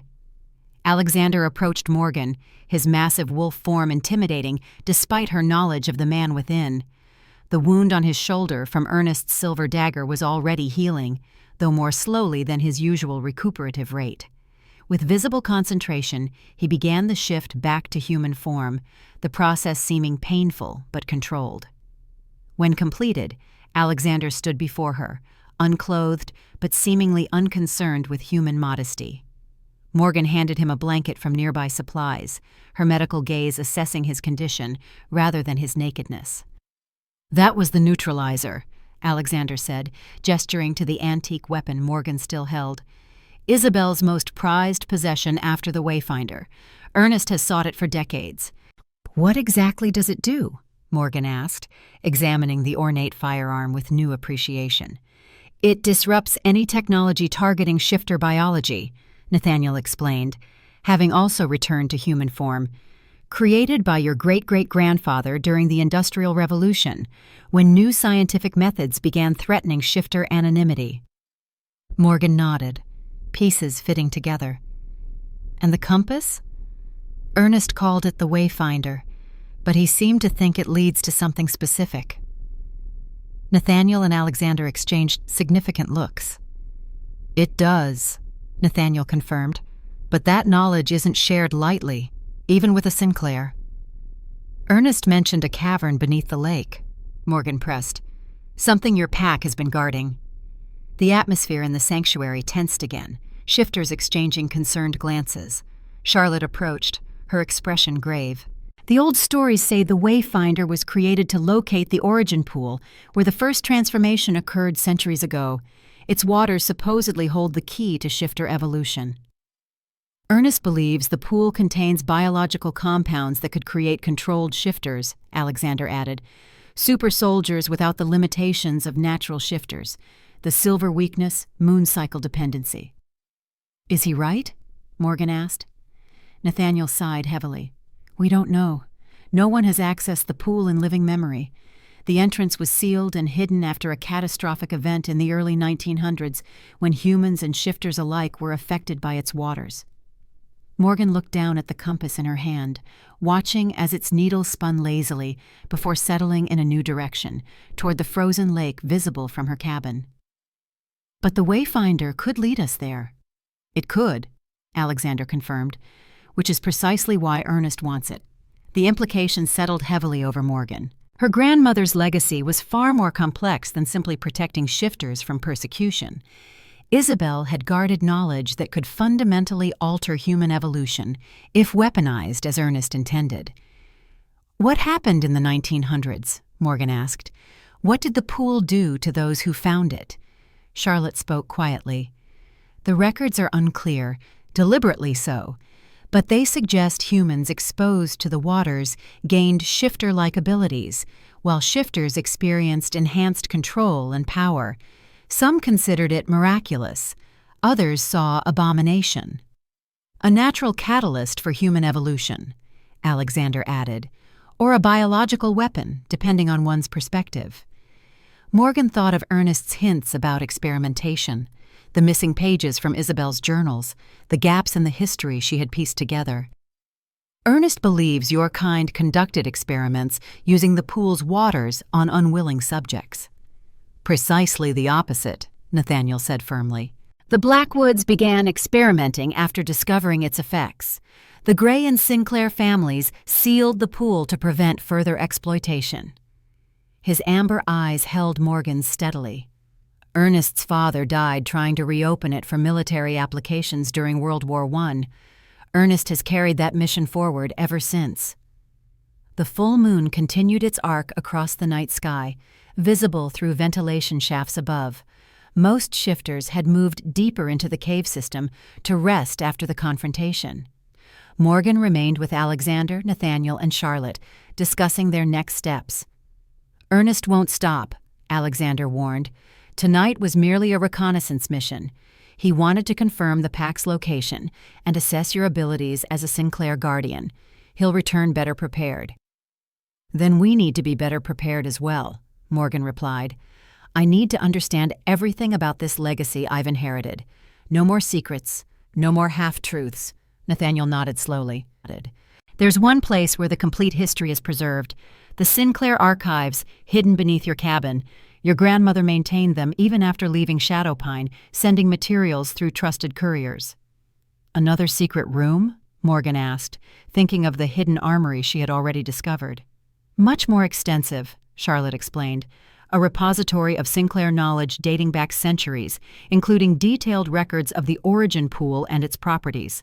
Ernest doesn't know about it, Alexander added, or he would have seized the cabin decades ago. Morgan considered this new information.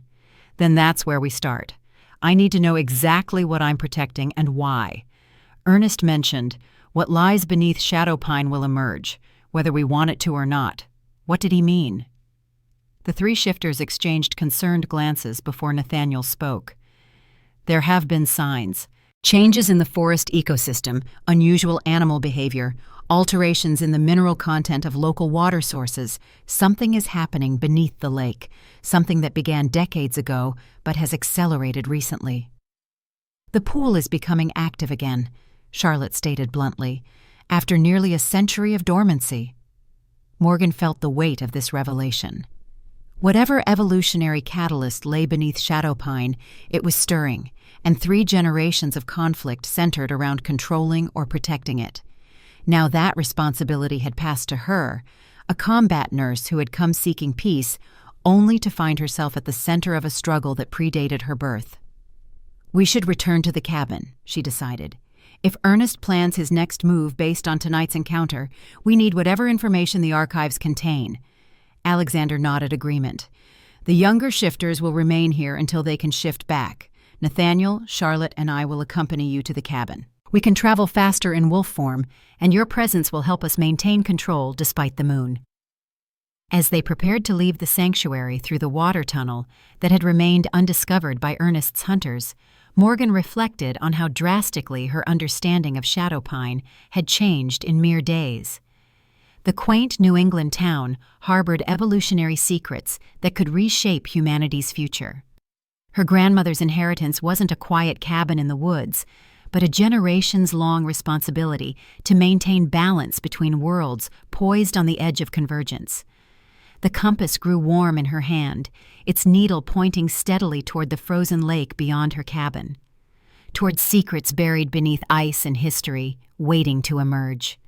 Morgan Hayes had come to Shadowpine seeking escape from war's trauma, only to find herself drafted into a more ancient conflict with stakes higher than any battlefield she had known in Vietnam. As Alexander shifted into wolf form beside her, his amber eyes meeting hers with silent understanding, Morgan accepted the path before her.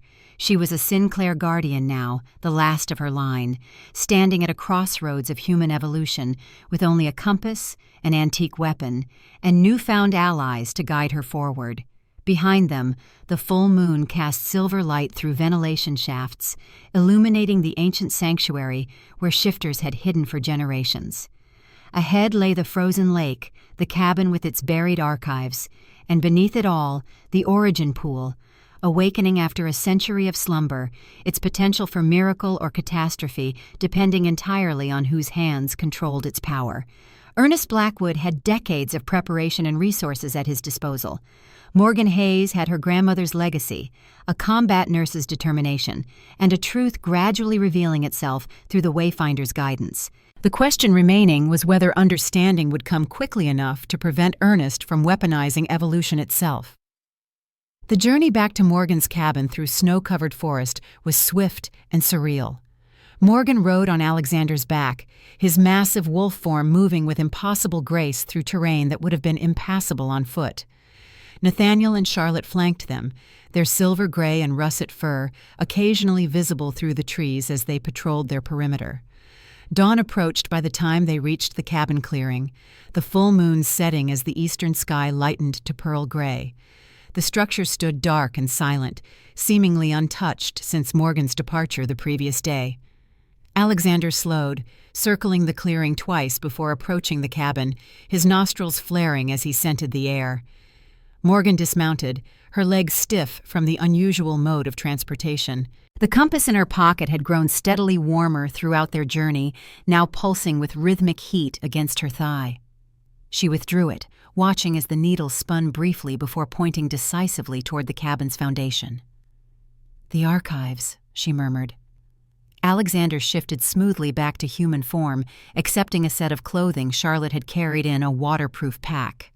Nathaniel remained in wolf form, continuing to patrol the perimeter with senses far keener than human. "Ernest will have men watching the cabin," Alexander warned as he dressed quickly. "Not obviously, but they'll be there." Morgan nodded, scanning the tree line. "How do we access the archives?"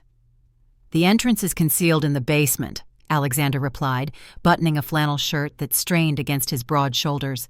"A second hidden door that responds only to Sinclair blood." Charlotte, now also in human form, adjusted her clothing and joined them. "Isabel showed me once many years ago. A stone in the north wall with the same symbol as the compass." Inside, the cabin appeared undisturbed, though Morgan noticed subtle signs of intrusion. A chair slightly out of position, a book on the side table closed differently than she had left it. Ernest or his men had searched the place thoroughly, but took care to leave minimal evidence. The basement door creaked softly as Morgan led the way down narrow wooden stairs. The space below was utilitarian, dominated by the furnace, water heater, and the boxes of family documents Morgan had noted during her initial exploration. The air smelled of dust and ancient wood. "There," Charlotte indicated, pointing to the north wall where field stones formed the foundation. The third stone from the corner, just above the floor. Morgan crouched, examining the indicated stone. Unlike its neighbors, this one featured a barely perceptible carving, the same runic symbol that adorned the compass. She pressed her palms against it, expecting some mechanism to activate. Nothing happened. "Sinclair blood," Alexander reminded her. "Not metaphorically. The stone requires actual blood to verify lineage." Morgan understood. She removed a small pocket knife from her medical bag, making a quick, shallow cut across her palm.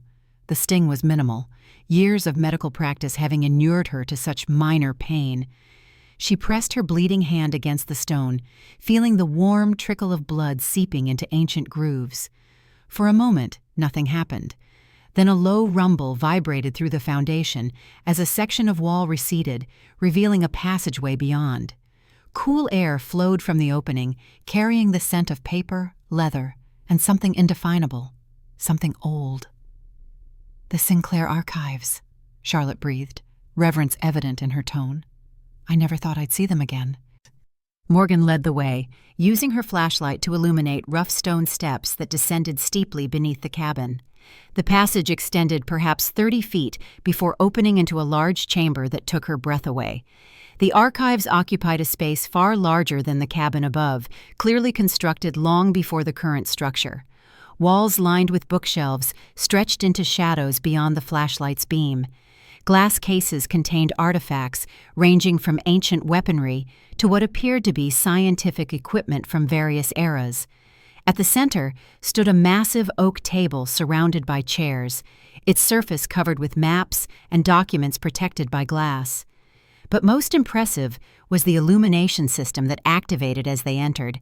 Lights embedded in the ceiling flickered to life sequentially, revealing the full extent of the underground library. The technology appeared modern, yet somehow integrated with much older infrastructure. "Solar-powered," Charlotte explained, noting Morgan's surprise. "Isabel installed the system in the 70s, replacing the original gas lighting.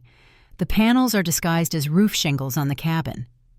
Morgan approached the central table, drawn to the map displayed prominently beneath protective glass. It detailed Shadowpine and surrounding territories with extraordinary precision, but with features she had never seen on modern maps. Beneath the town and forest, a network of chambers and tunnels spread like roots, centered around the lake. At the deepest point, directly beneath the lake's center, a large chamber was marked with the same runic symbol from the compass. "The origin pool," Alexander confirmed, standing beside her. Morgan traced the pathways with her finger atop the glass. "These tunnels connect everything: the cave sanctuary, this archive, even what appears to be access points beneath key buildings in town." "The original settlement was built around the pool," Charlotte explained. "The 3 founding families all knew of its existence, though they disagreed on its purpose. The tunnels allowed discreet access during less enlightened times." Alexander indicated a section of tunnel that appeared collapsed. This was sealed in 1912, after the incident Nathaniel mentioned, the last major activation of the pool. "What exactly happened?" Morgan asked, looking between Charlotte and Alexander. Charlotte moved to a nearby shelf, selecting a leather-bound journal with practiced ease. "This contains Isabel's grandmother's first-hand account. In summary, a group of researchers from all 3 families accessed the pool during a rare astronomical alignment. The waters were more potent than they expected. The effects were transformative beyond their preparation," Alexander finished. "Several humans gained permanent shifter abilities, but lacked the psychological framework to manage them. Some shifters evolved beyond the forms we know, achieving capabilities that frightened even themselves. Deaths occurred," Charlotte continued solemnly. "The survivors agreed to seal the pool and restrict knowledge of its true nature to selected guardians from each family. The Sinclairs would safeguard the archives and the Wayfinder. The Greys would protect the forest surrounding the pool. The Blackwoods would enforce the boundaries against outside interference. A system that worked until Ernest's father became obsessed with the pool's military potential during World War I," Alexander added. Morgan considered this information, correlating it with what she had learned from Isabel's journals and Ernest's accusations. "Ernest believes the pool is becoming active again. Is that possible?" The question hung in the air as Nathaniel entered the archive, now in human form and fully dressed. His expression confirmed the answer before he spoke. "It's more than possible," he said gravely. "It's happening. The water table beneath Shadowpine is rising. Chemical analysis shows increased concentrations of the same minerals present during the 1912 incident. Wildlife exhibits behavioral changes consistent with exposure to low levels of pool essence. The timing aligns with astronomical patterns, Charlotte added, opening another reference text. Every 113 years, a specific alignment occurs that amplifies the pool's properties. The next alignment begins in 3 days, peaking at the winter solstice. The weight of this revelation settled over Morgan. And Ernest knows this. He's been preparing for decades, Nathaniel confirmed, gathering resources, conducting experiments, building a private militia disguised as a hunting club. Whatever happens when the pool activates, Ernest intends to control it. Morgan turned back to the map, studying it with new urgency. These tunnels would allow access from multiple points. How many does Ernest know about? We've monitored at least 3 that his men have explored, Alexander replied, but not the main chamber. The collapse in 1912 sealed the primary access route. Yet the wayfinder points directly to it, Morgan observed, removing the compass from her pocket. The needle now oriented steadily toward the lake, unwavering despite being underground. Because it was designed to find the pool regardless of physical barriers, Charlotte explained. With it, one could theoretically locate the chamber even from outside the tunnel network. The implications crystallized in Morgan's mind. That's why Ernest wants it so desperately. The pool is activating, and he needs the wayfinder to access it before anyone else. Alexander nodded grimly. With the neutralizer in your possession as well, you've become his primary obstacle. Morgan spent hours in the archives, absorbing centuries of Sinclair knowledge with the focused intensity she had once applied to triage protocols in Vietnam. Charlotte proved an invaluable guide, her role as pack historian giving her familiarity with the organization system. Alexander and Nathaniel alternated between assisting with research and patrolling the property above, alert for Ernest's inevitable return. What emerged was a history far more complex than Morgan had initially understood. The origin pool predated European settlement by millennia, known to indigenous peoples who considered it sacred. The 3 founding families had not discovered it by accident, but had been drawn to it by members who carried what older texts called the sensing blood, and modern journals identified as a specific genetic marker present in all 3 lineages. Most revelatory were Isabel's personal journals, continued even after her departure from Shadowpine. They detailed Ernest's growing obsession following his military service, his gradual collection of shifter biological samples, and his increasingly extreme methods. In 1953, he had created the first successful human-shifter hybrid using technology inspired by Nazi research and genetic material harvested from captured Grey Pack members. The massacre wasn't just about eliminating shifters, Morgan realized, reading Isabel's account. It was about covering up his experiments. Alexander nodded grimly. Those who survived were taken to a facility beneath his property. Isabel helped several escape, including my father, but many simply disappeared. And you believe he's continued these experiments? Morgan asked. We know he has, Nathaniel confirmed, entering with a folder of photographs. These were taken over the past 20 years, surveillance of Ernest's private medical facility outside town. The images showed a modern building disguised as a hunting lodge, but with security features inconsistent with its supposed purpose. More disturbing were long-range photographs of individuals being transported to the facility, their features blurred but postures suggesting sedation or restraint. We've documented at least 17 people entering who never left, Nathaniel explained. Most were drifters, individuals unlikely to be reported missing, but 3 were shifters from other territories who came seeking sanctuary. Morgan examined the evidence with growing horror and anger. Her medical training had instilled a deep reverence for life and bodily autonomy. The thought of unwilling subjects used for experimentation struck at the core of her ethical foundations. With the pool activating, Ernest must be preparing for the culmination of his work, she reasoned. Whatever he's created in that facility, he intends to enhance it using the pool's properties. Creating soldiers with shifter abilities but human loyalties, Alexander concluded. Or worse. We need to know exactly what we're facing, Morgan decided. These records are valuable, but they don't tell us what Ernest has achieved in his lab.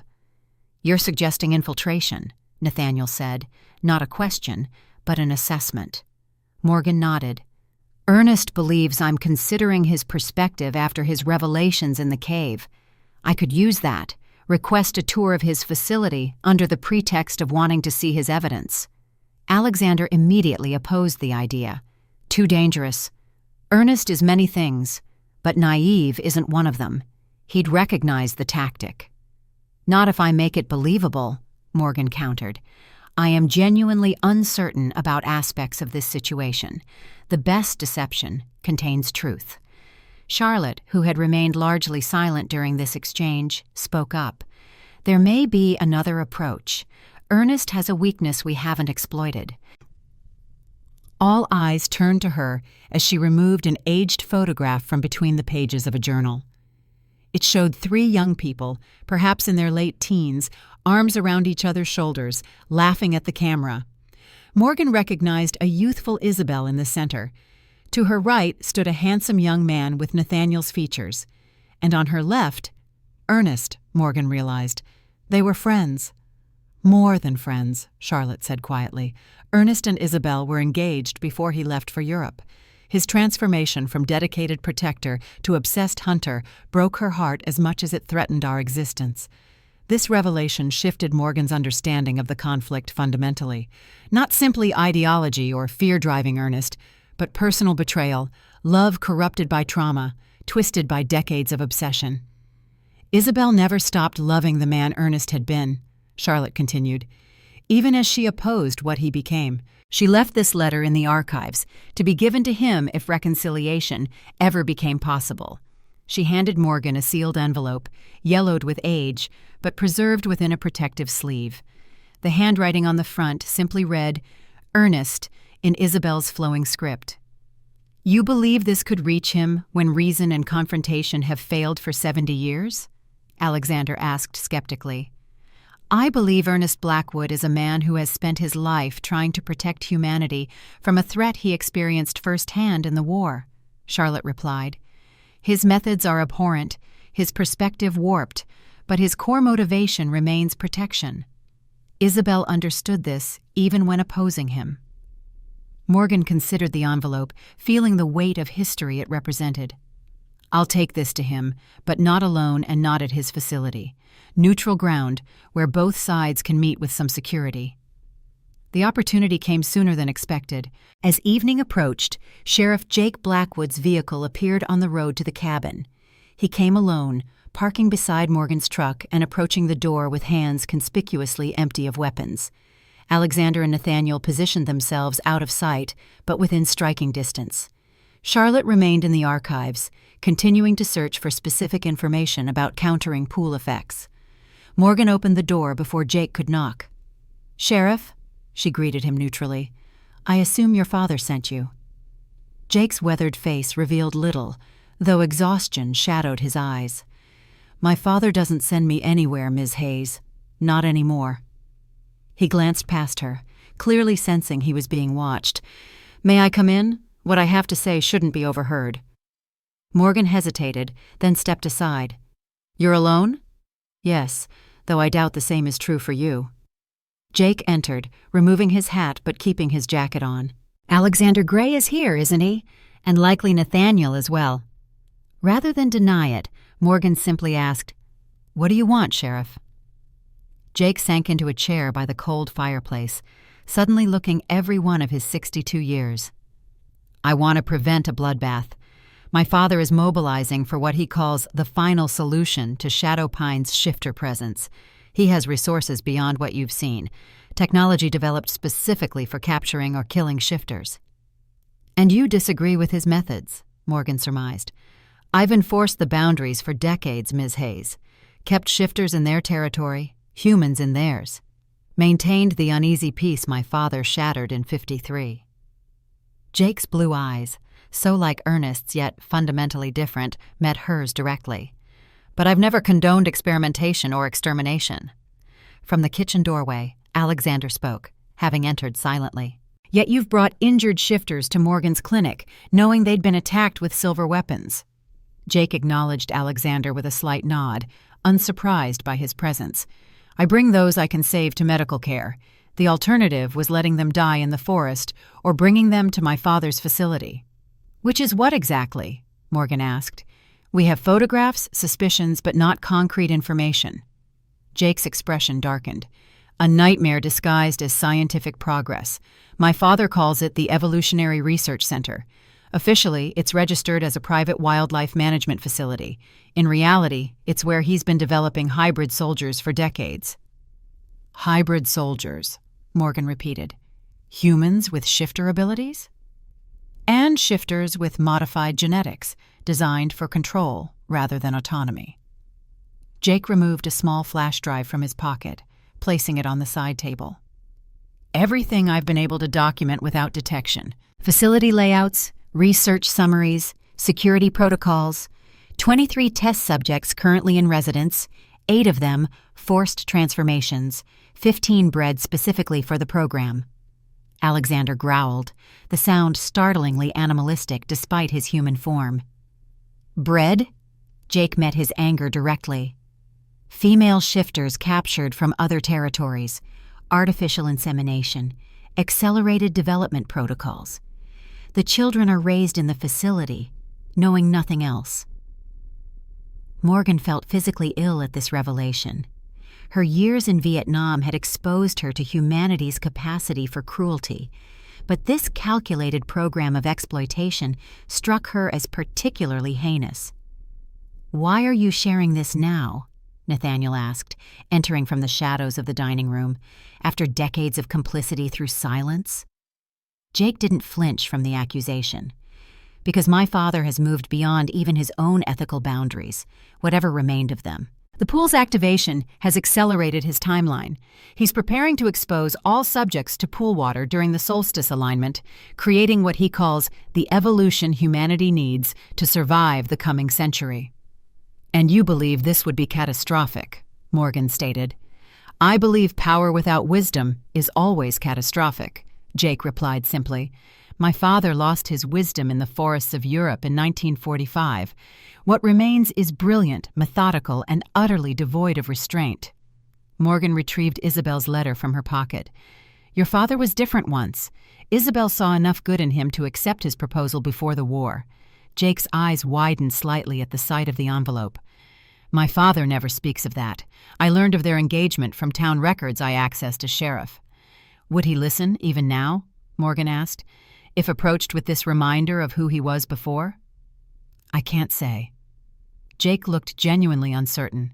"The man who loved Isabel Sinclair is buried deep beneath decades of obsession. But if anything could reach him—" He trailed off, leaving the thought unfinished. "We need access to the facility," Alexander stated flatly, "to free those being held and prevent Ernest from accessing the pool." Jake nodded grimly. "That's why I'm here. Security changes in 12 hours. A supply delivery is scheduled that I can manipulate to create an opening. But after that, my father conducts final preparations for the solstice event. Our window is narrow." Morgan, Alexander, Nathaniel, and Jake spent the night planning their approach to Ernest's facility. The flash drive contained detailed information, revealing a complex compound with both above-ground structures and extensive underground laboratories. Security included both human guards and more disturbing elements Jake identified as early-generation hybrids, with limited shifter abilities, but absolute loyalty to Ernest. "The breeding program subjects are kept in the lowest level," Jake explained, indicating a section of the facility blueprints. "Most have never seen the outside world. They believe Ernest is their savior, preparing them for a conflict with wild shifters who would destroy humanity." "Brainwashed from birth," Nathaniel said disgustedly, "turned against their own kind." "They aren't mentally equipped for immediate freedom," Jake cautioned. "Years of conditioning can't be undone in moments. They'll likely resist rescue, at least initially." Morgan studied the facility layout with the strategic thinking she'd developed in field hospitals. "We need a two-part approach, one team for extraction of subjects, another to prevent Ernest from accessing the pool." "The pool is the priority," Nathaniel insisted. "If Ernest exposes his hybrids to its waters during the alignment, the resulting entities could be beyond our ability to counter." Both objectives matter, Morgan countered. I won't abandon those being held against their will. That includes the conditioned subjects who don't know they need rescue. Alexander, who had been silently examining the security protocols, spoke up. We can accomplish both with proper timing and division of responsibilities. Jake creates our entry point. Nathaniel leads a team of shifters to secure the subjects. Morgan and I confront Ernest directly. My father won't be easily deterred, Jake warned. He's been planning this moment for longer than I've been alive.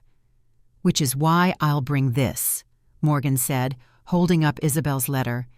Before confronting him as enemies, I want to remind him of what he once protected, who he once loved. Charlotte emerged from the archives as dawn approached, carrying several ancient texts. I found references to countering pool effects, she announced. The neutralizer isn't just a weapon against technology. Combined with the Wayfinder, it can temporarily stabilize pool energy, preventing the amplification Ernest plans to exploit. This information completed their strategy. Jake would return to town, arranging the security opening and providing remote guidance. Nathaniel would coordinate with the remaining pack members for the extraction team. Alexander would accompany Morgan as she confronted Ernest, using Isabel's letter as an opening for potential reconciliation before resorting to more direct methods. As Jake prepared to leave, he paused at the door. My father isn't a monster, he said quietly.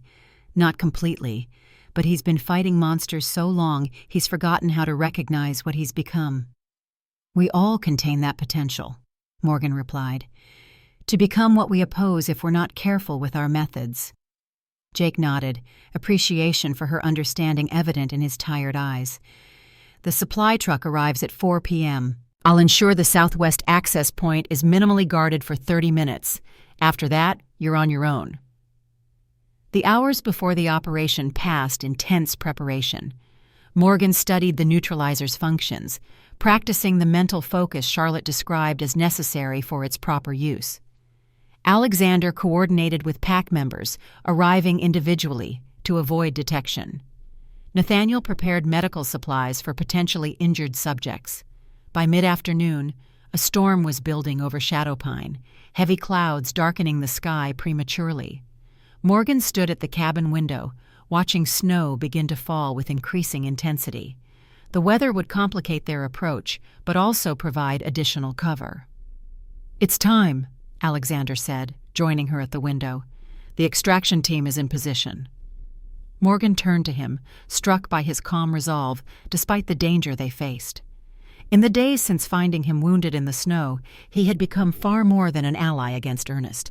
A connection had formed between them, something beyond the biological resonance between Sinclair and Grey bloodlines, something personal and increasingly precious. Alexander, she began, then hesitated, uncertain how to express what might be their last private moment. He stepped closer, his amber eyes warm despite the tension of impending conflict. I know, he said simply. I've known since you chose to help me rather than call the sheriff.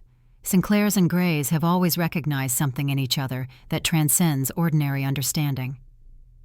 Is it just biology? Morgan asked. The anchoring ability? The pack connection? Alexander smiled, the expression transforming his usually serious features. Isabel asked my father the same question, decades ago. His answer then is mine now. Biology may create the potential, but the choice to connect, to trust, to care, that's entirely human. He leaned forward, pressing his forehead gently against hers in what she recognized as a gesture of profound intimacy among shifters. Morgan closed her eyes, accepting and returning the connection, feeling the compass warm between them where it rested in her coat pocket. The moment ended too soon, practical necessities reasserting themselves. They departed in Jake's personal vehicle, which he had left for their use. The drive to Ernest's facility took them through deepening snow, the storm intensifying as if nature itself responded to the confrontation ahead. The Evolutionary Research Center presented an unremarkable facade from the access road. A large hunting lodge-style main building surrounded by several outbuildings, all constructed of natural materials that blended with the forested setting. Only the security measures visible on closer inspection belied its innocent appearance. Electronic gates, motion sensors disguised as landscape lighting, cameras concealed within architectural features. Morgan and Alexander waited in the vehicle at the prearranged distance, watching as a supply truck approached the main gate. According to Jake's intelligence, this weekly delivery was the facility's most vulnerable moment, requiring deactivation of certain security measures to accommodate civilian drivers unaware of the compound's true purpose. The extraction team, comprised of Nathaniel and 4 other shifters, had already moved into position near the southwest access point Jake had identified. Morgan watched the minute hand on her watch, counting down to the 30-minute window they would have before systems reactivated. "Now," Alexander said as the supply truck cleared the final checkpoint. They drove forward, Jake's vehicle recognized by the automated system and granted entry without challenge. They followed Jake's meticulous instructions, parking in his reserved space near the administration building, using his key card to enter through a side entrance typically used by senior personnel. Inside, the facility presented as a high-end research institution. Polished floors, recessed lighting, discreet signage indicating various departments with innocuous names. Laboratory personnel, wildlife management, evolutionary studies. Staff moved through corridors with purposeful strides, none paying particular attention to Morgan and Alexander, who wore lab coats Jake had provided over their regular clothing. "Ernest's office is on the top floor," Alexander murmured, guiding Morgan toward a restricted elevator. Jake's keycard should grant access. The card worked, the elevator ascending smoothly to the 4th floor. The doors opened onto a reception area, currently unmanned, likely due to the supply delivery that typically required all hands elsewhere in the facility. Ernest's office door stood partially open, warm light spilling onto the carpeted hallway. Morgan approached cautiously, the neutralizer concealed beneath her lab coat, the Wayfinder compass in her pocket, Isabel's letter in her hand. Alexander remained slightly behind her, senses alert for any threat. Morgan knocked softly on the open door. "Mr. Blackwood?" Ernest sat behind a massive desk of polished oak, papers spread before him, reading glasses perched on his nose. He looked up, initial irritation at the interruption transforming rapidly to wary interest as he recognized her. "Ms. Hayes," he said, removing his glasses, "this is unexpected." His gaze shifted to Alexander, hardening instantly. "And unwelcome in present company." Morgan entered the office fully, maintaining a calm she did not entirely feel. "We need to talk, Mr. Blackwood, about Isabel, about the pool, about what happens next in Shadowpine." Ernest leaned back in his chair, studying them with clinical detachment. "An interesting approach. No armed assault, no self-righteous declarations, just a conversation?" His skepticism was evident, though curiosity colored his tone. "What makes you think there's anything to discuss, given our fundamental disagreement about what constitutes a threat to humanity?" Morgan placed Isabel's letter on the desk between them. "Because there was a time when you, Isabel, and Nathaniel agreed on that question, when you protected Shadowpine together, before Europe changed your perspective." Ernest stared at the letter, recognition flickering in his eyes. Slowly he reached for it, fingers hovering momentarily before touching the aged paper. "Where did you find this?" "In the Sinclair archives. Isabel left it for you, in case reconciliation ever became possible." Morgan maintained eye contact, watching for any softening in his expression. She never stopped believing the man she loved still existed beneath the crusade. Ernest opened the envelope with surprising gentleness, removing the folded pages within. As he read, his face remained impassive, though something in his eyes changed. A shadow of emotion quickly suppressed, but not before Morgan caught it. Grief, perhaps, regret. "Isabel always possessed a romantic's optimism," he said finally, refolding the letter with precise movements.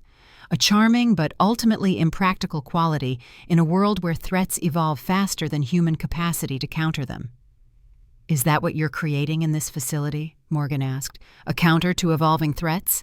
Ernest studied her, calculation replacing momentary vulnerability.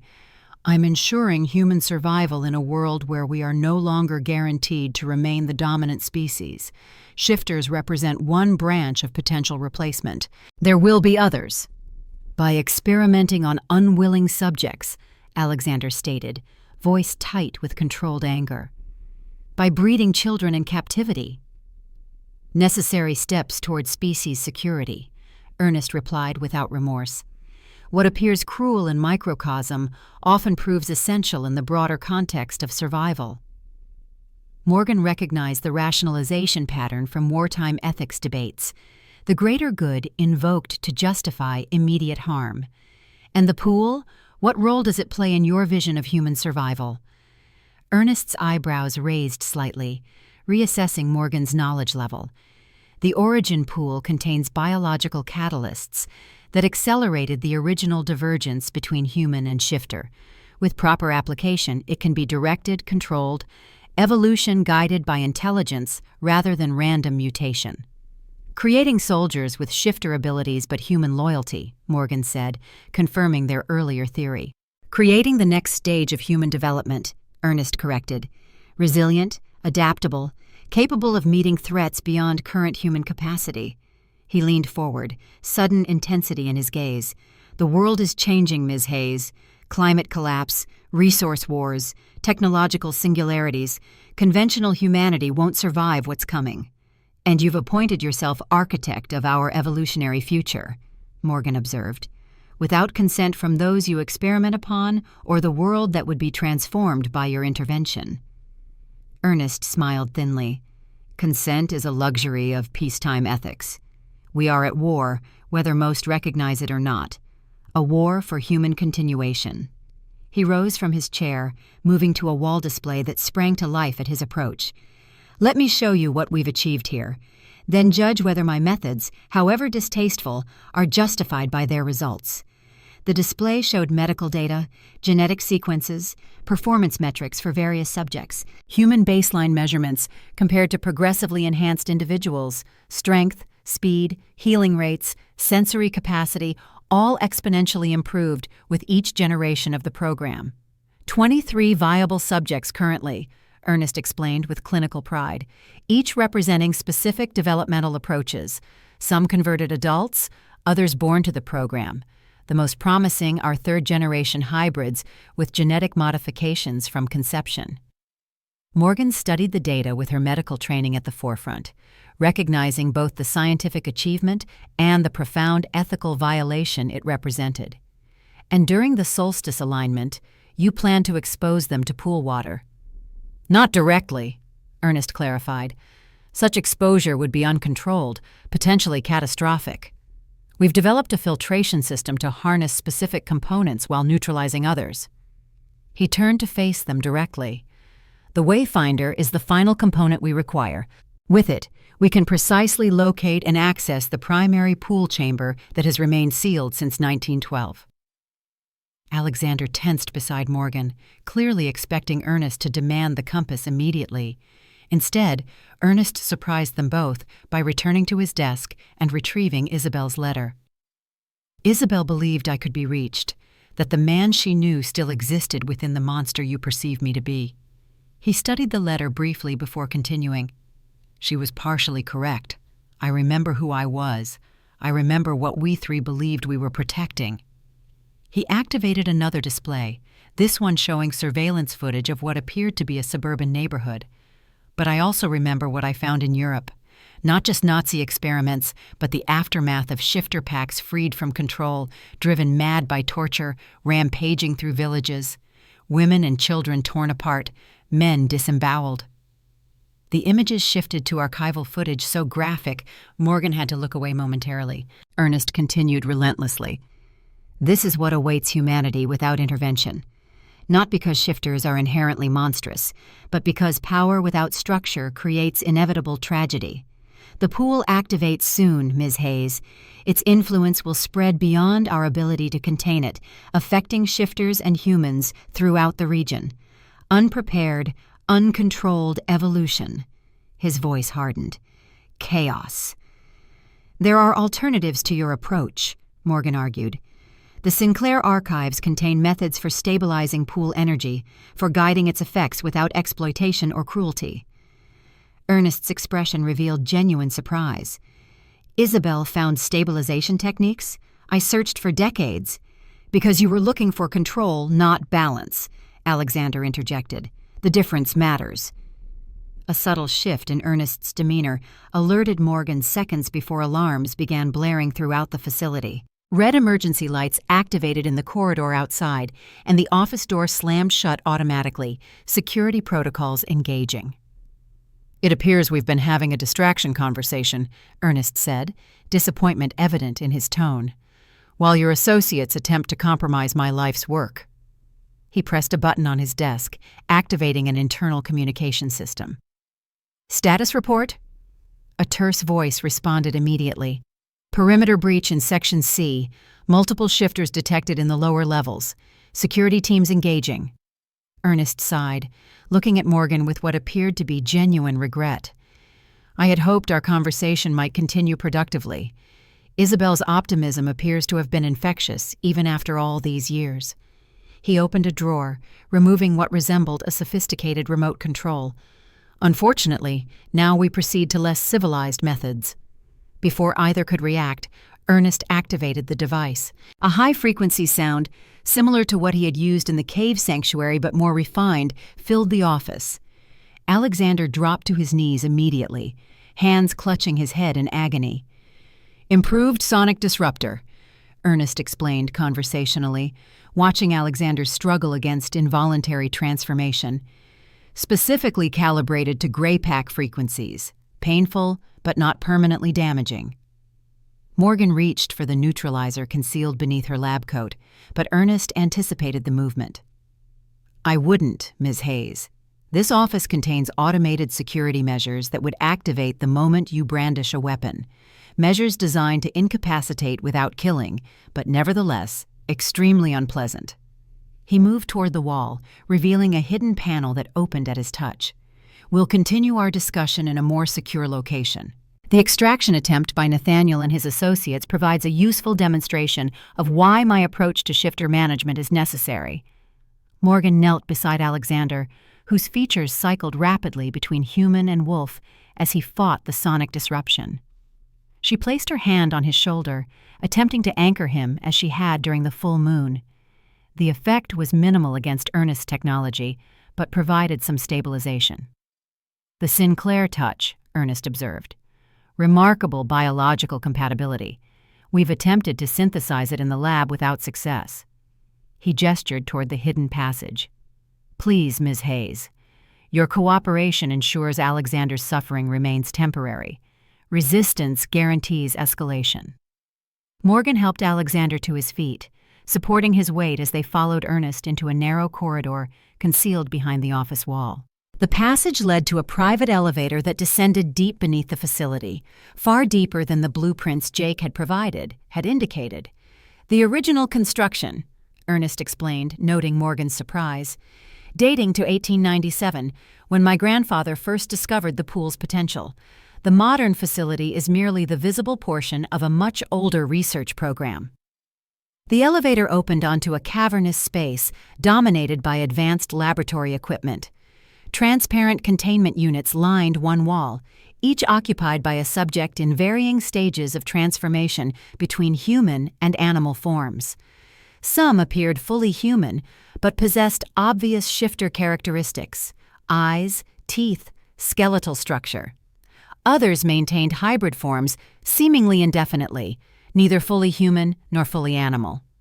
Most disturbing were the youngest subjects, children between approximately 8 and 16 years old, undergoing tests and training exercises under the supervision of lab-coated personnel. Their movements displayed preternatural strength and agility, while their expressions remained unsettlingly blank.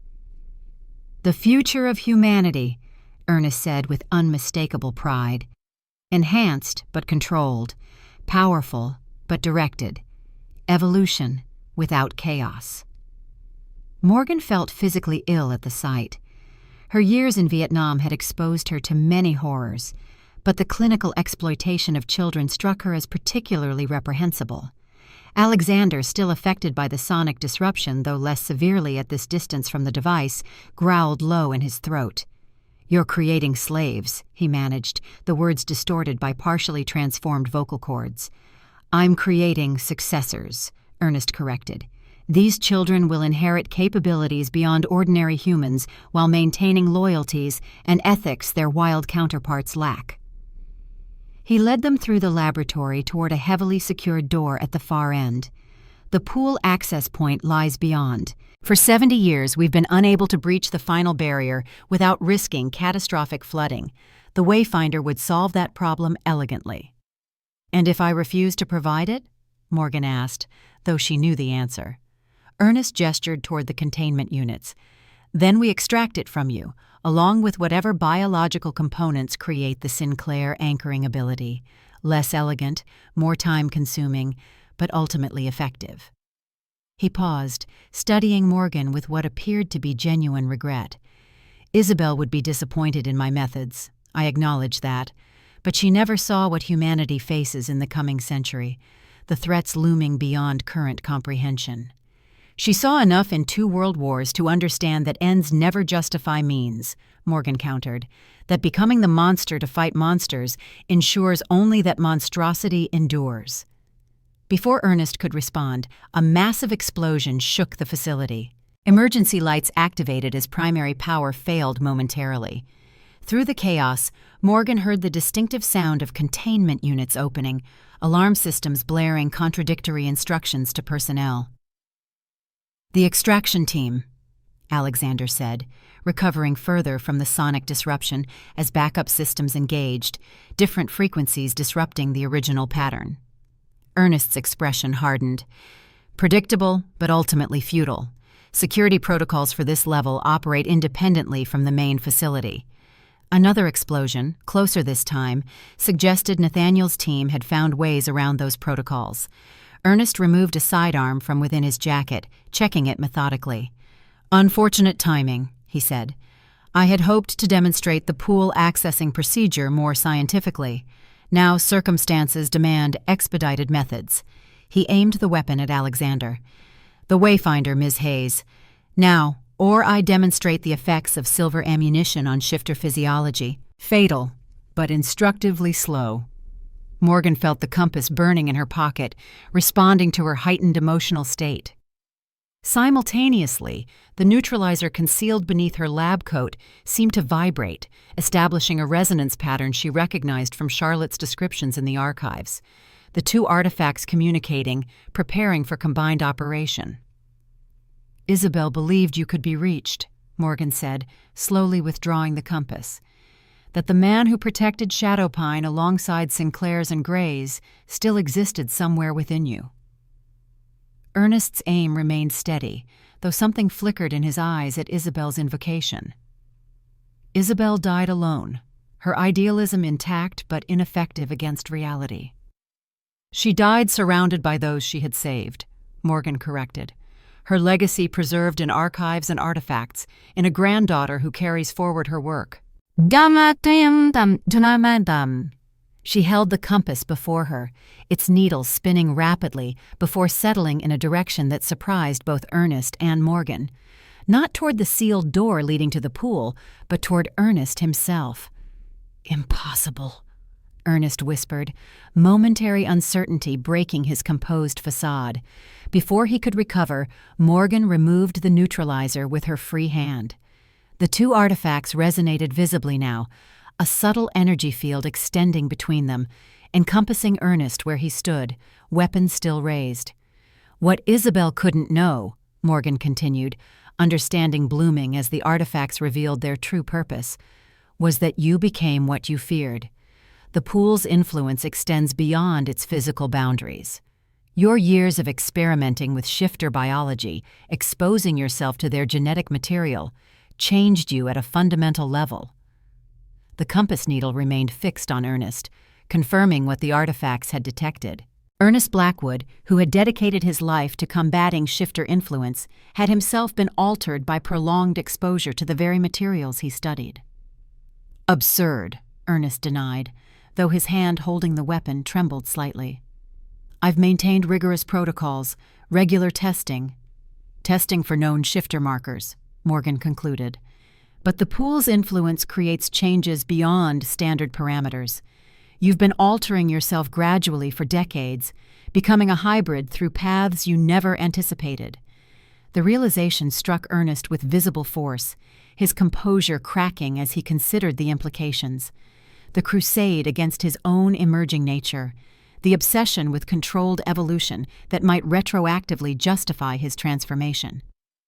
The desperate race to access the pool before his changes progressed beyond concealment. "The Wayfinder reveals truth, Ernest," Morgan said gently, seeing the man beneath the monster for the first time. "Not just paths to physical locations, but journeys within ourselves. That's what Isabel understood that you forgot." The laboratory door burst open as Nathaniel led the extraction team into the space. Guards and researchers scattered, many fleeing rather than confronting the fully transformed shifters, now streaming into the facility's deepest level.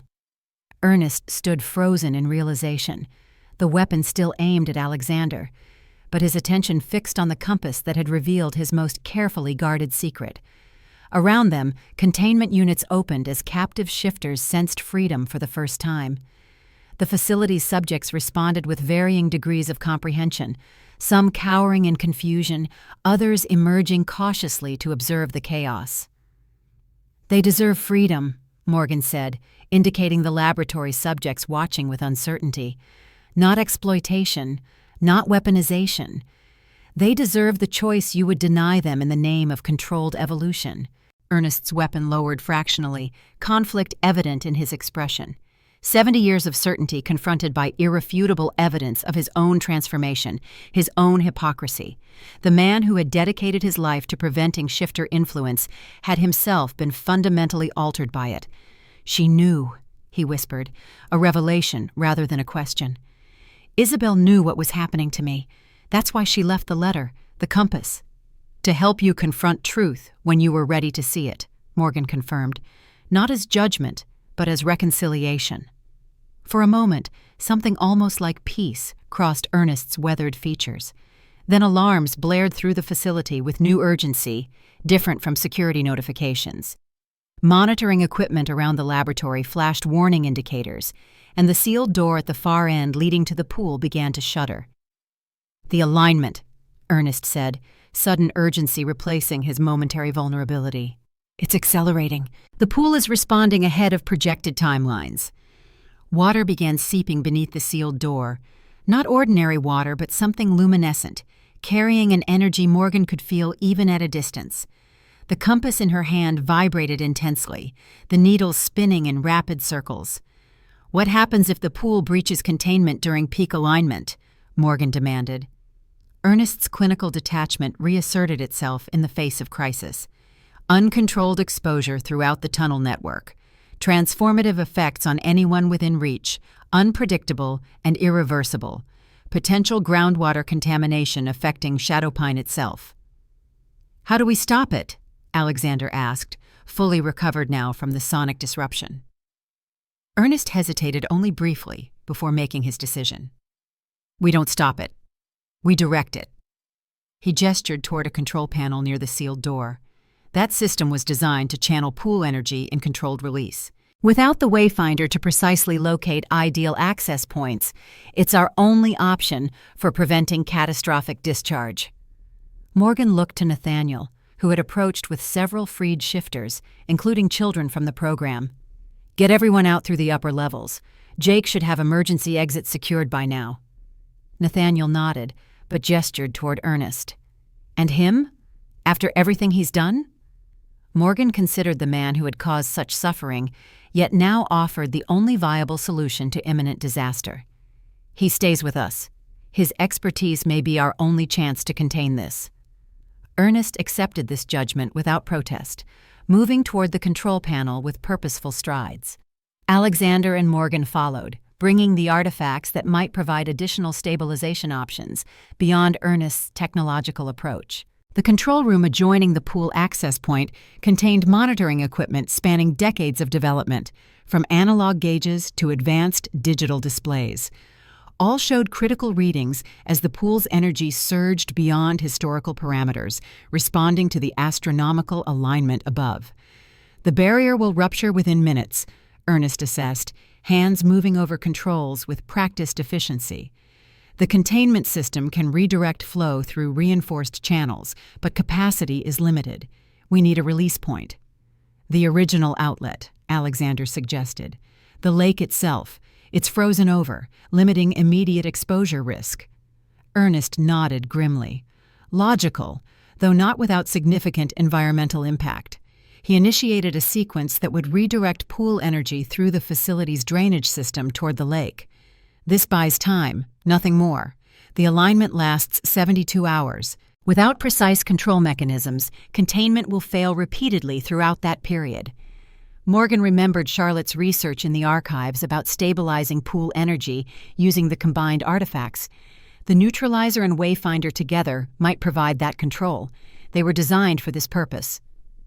Ernest's skepticism was evident, but crisis left no room for ideological barriers. The integration port is there. He indicated a section of the control panel featuring ancient technology alongside modern components. Designed for the wayfinder specifically, though we never gained access to test functionality. Morgan positioned the compass in the indicated receptacle. It fit perfectly, locking into place as though returning to its original purpose after decades of separation.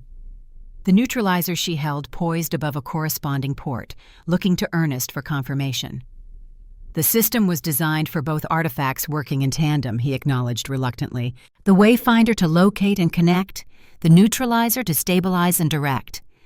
Alexander placed his hand on Morgan's shoulder, providing his presence as she had anchored him during transformation. Together, then. Morgan inserted the neutralizer into its port. Immediately, both artifacts illuminated with internal light, energy flowing between them through the control system. The facility's electrical systems fluctuated in response, ancient machinery awakening throughout the laboratory. A holographic display materialized above the control panel, showing the tunnel network in 3 dimensions, highlighting the pool's location and current energy distribution. The system stabilized as the artifacts integrated fully, bringing balance to the chaotic surge building behind the sealed door. "It's working," Ernest observed, with scientific detachment masking what might have been awe. "The system is establishing controlled release parameters." He studied the holographic display. "Remarkable. Isabel always believed the artifacts contained technology beyond our understanding. I dismissed it as mysticism." The bulkhead door shuddered violently as pressure built behind it. Through growing cracks, luminescent blue liquid began spraying in pressurized streams. The control system responded, channeling this energy through protected conduits, directing it away from the laboratory toward the drainage outlet that would release it into the frozen lake above. "Partial containment achieved," Ernest reported, monitoring system readings. 70% of pool energy successfully redirected. Remaining 30% will breach secondary barriers within hours, but the artifacts are establishing sustainable equilibrium. Morgan watched the holographic display, recognizing patterns that matched descriptions in Sinclair journals. It's not just containment. The artifacts are communicating with the pool itself, establishing resonance patterns that mitigate transformative effects. Ernest's expression revealed genuine scientific curiosity, overriding decades of rigid ideology. Self-regulating adaptive technology, beyond anything we developed independently. He glanced at Morgan with reluctant respect. "Your grandmother was right. Balance, rather than control, was always the correct approach." The facility continued to evacuate above them, freed subjects and research personnel moving toward safety under Nathaniel's supervision. Alexander remained with Morgan and Ernest, maintaining communication with the extraction team while monitoring the stabilization process. "Jake reports the upper levels secure," he informed them. "All subjects accounted for, relocated to temporary sanctuary prepared in town." Ernest seemed momentarily surprised. "My son assisted your operation?" "He disagreed with your methods while sharing your concern for humanity's future," Morgan explained. "He found a middle path that didn't require exploitation or cruelty." Something like pride briefly crossed Ernest's features before his attention returned to the crisis at hand. The pool energy continued to build despite the control system's efforts, the alignment strengthening its potency beyond designed parameters. The artifacts are maintaining stability, but pressure exceeds sustainable levels, Ernest assessed, studying fluctuating readings. We need to manually adjust flow distribution through the secondary outlet system. He moved toward an access panel near the increasingly compromised bulkhead door, exposing himself to potential contact with pool energy. Alexander moved to stop him, but Ernest held up a hand. "My exposure risk is lower given prior adaptation," he said, the admission of his hybrid status coming with surprising ease in the face of practical necessity. "And my responsibility is clear, given my role in creating this situation." Morgan recognized the shift in Ernest, subtle but profound. Not redemption, exactly, but recognition, acknowledgement of errors, and acceptance of consequences. "Be careful," she said simply.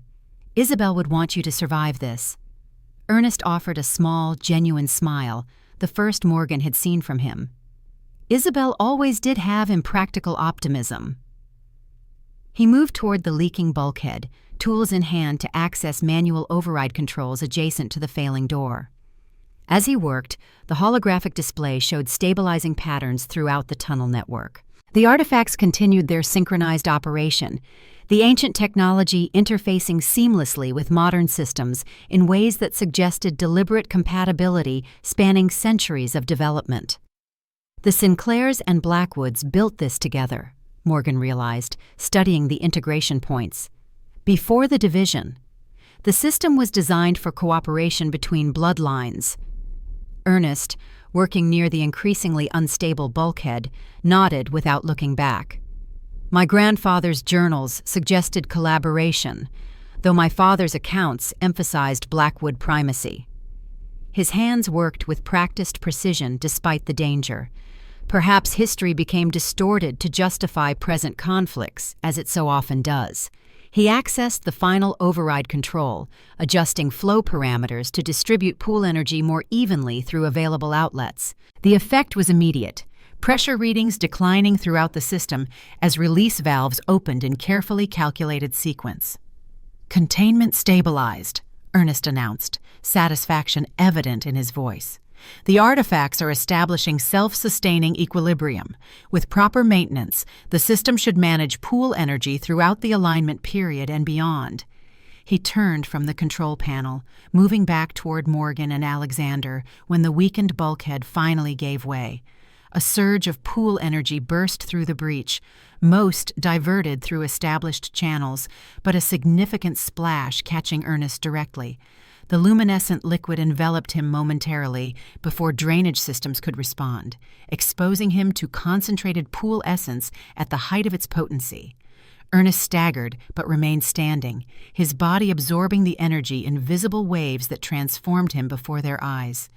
Not into a wolf form like Shapeshifters, but something unique. His features sharpened, posture straightening as decades seemed to melt away. His eyes, previously blue, shifted to a silvery gray with inner luminescence reminiscent of the pool itself. "Fascinating," he murmured, examining his transformed hands with scientific detachment despite the personal implications. Direct exposure confirms theoretical models about adaptive modification in previously altered subjects. Morgan approached cautiously, medical training assessing his condition. "Are you in pain?" "Quite the contrary," Ernest replied, wonder entering his voice. Extraordinary clarity, as though barriers between conscious understanding and instinctual knowledge have dissolved. His expression grew serious. "Temporary, I suspect. The energy will stabilize within my system eventually." He turned toward the control panel, studying the artifacts with new understanding. They were never weapons or tools. They're communication devices, interfaces between human consciousness and pool energy. He looked at Morgan with genuine respect. "The Sinclairs understood this. My family forgot, or never fully comprehended." Alexander approached, alert, but no longer hostile toward the transformed Ernest. "The system is stable? The town is safe?" Yes, Ernest confirmed. The release through the lake will have minimal impact, mainly affecting wildlife already adapted to trace elements in the local ecosystem. The artifacts will maintain equilibrium indefinitely, requiring only periodic adjustment during future alignments. He stepped back from the control panel, a decision visibly forming. Which will be your responsibility, Ms. Hayes, as the Sinclair Guardian, and yours, Alexander, as Grey Alpha. He glanced between them. Along with my son, representing what the Blackwood line was meant to be before my diversion from its purpose. Morgan recognized the significance of this concession. Not surrender, but acknowledgement of balance restored, of cooperation replacing conflict. And you, Ernest? The transformed man considered the question, looking toward the stabilized pool breach with something approaching serenity. I have much to atone for, many to make amends to, if possible. His gaze returned to Morgan. Isabel believed the man she knew still existed. Perhaps it's time to discover if she was right. The crisis contained, they ascended through the facility toward daylight. The storm had passed, leaving Shadowpine transformed beneath fresh snow.